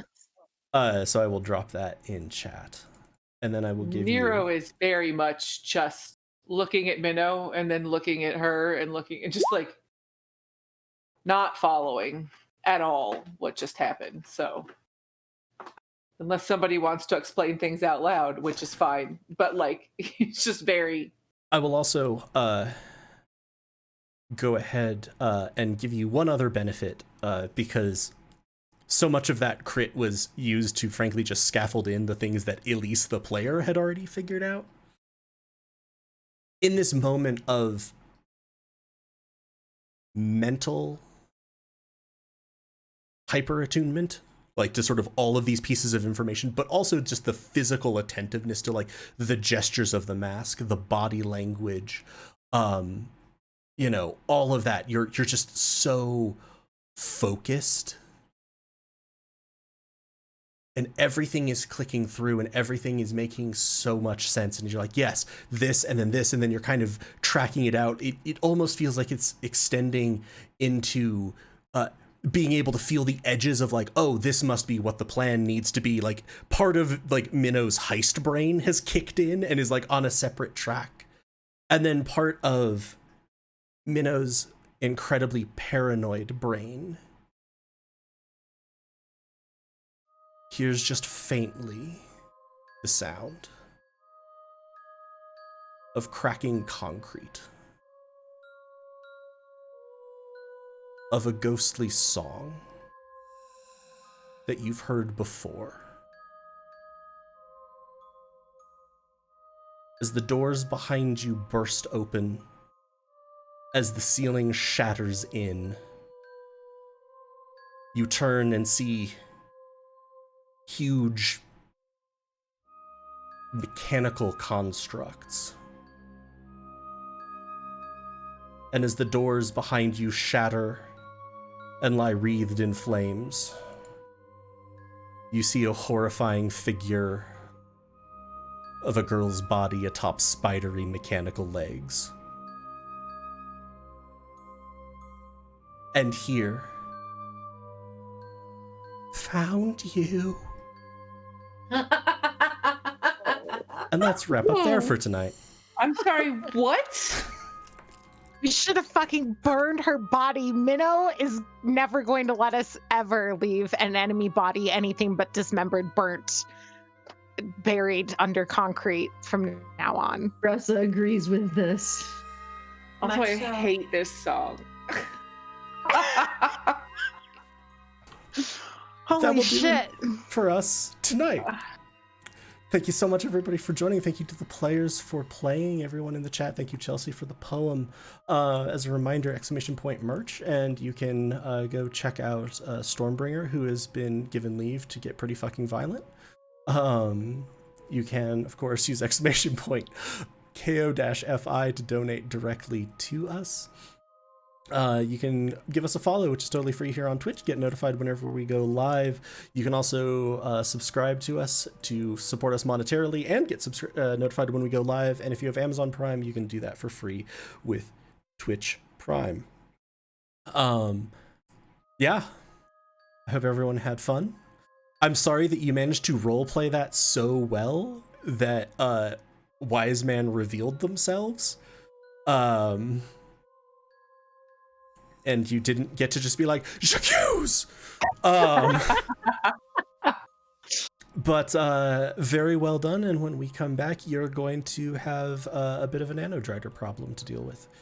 I mean, I'm For what it's excited worth for that, everyone so. at home, I know you were all just dripping with excitement to what Dent That kind of wrote on that scary. piece of paper.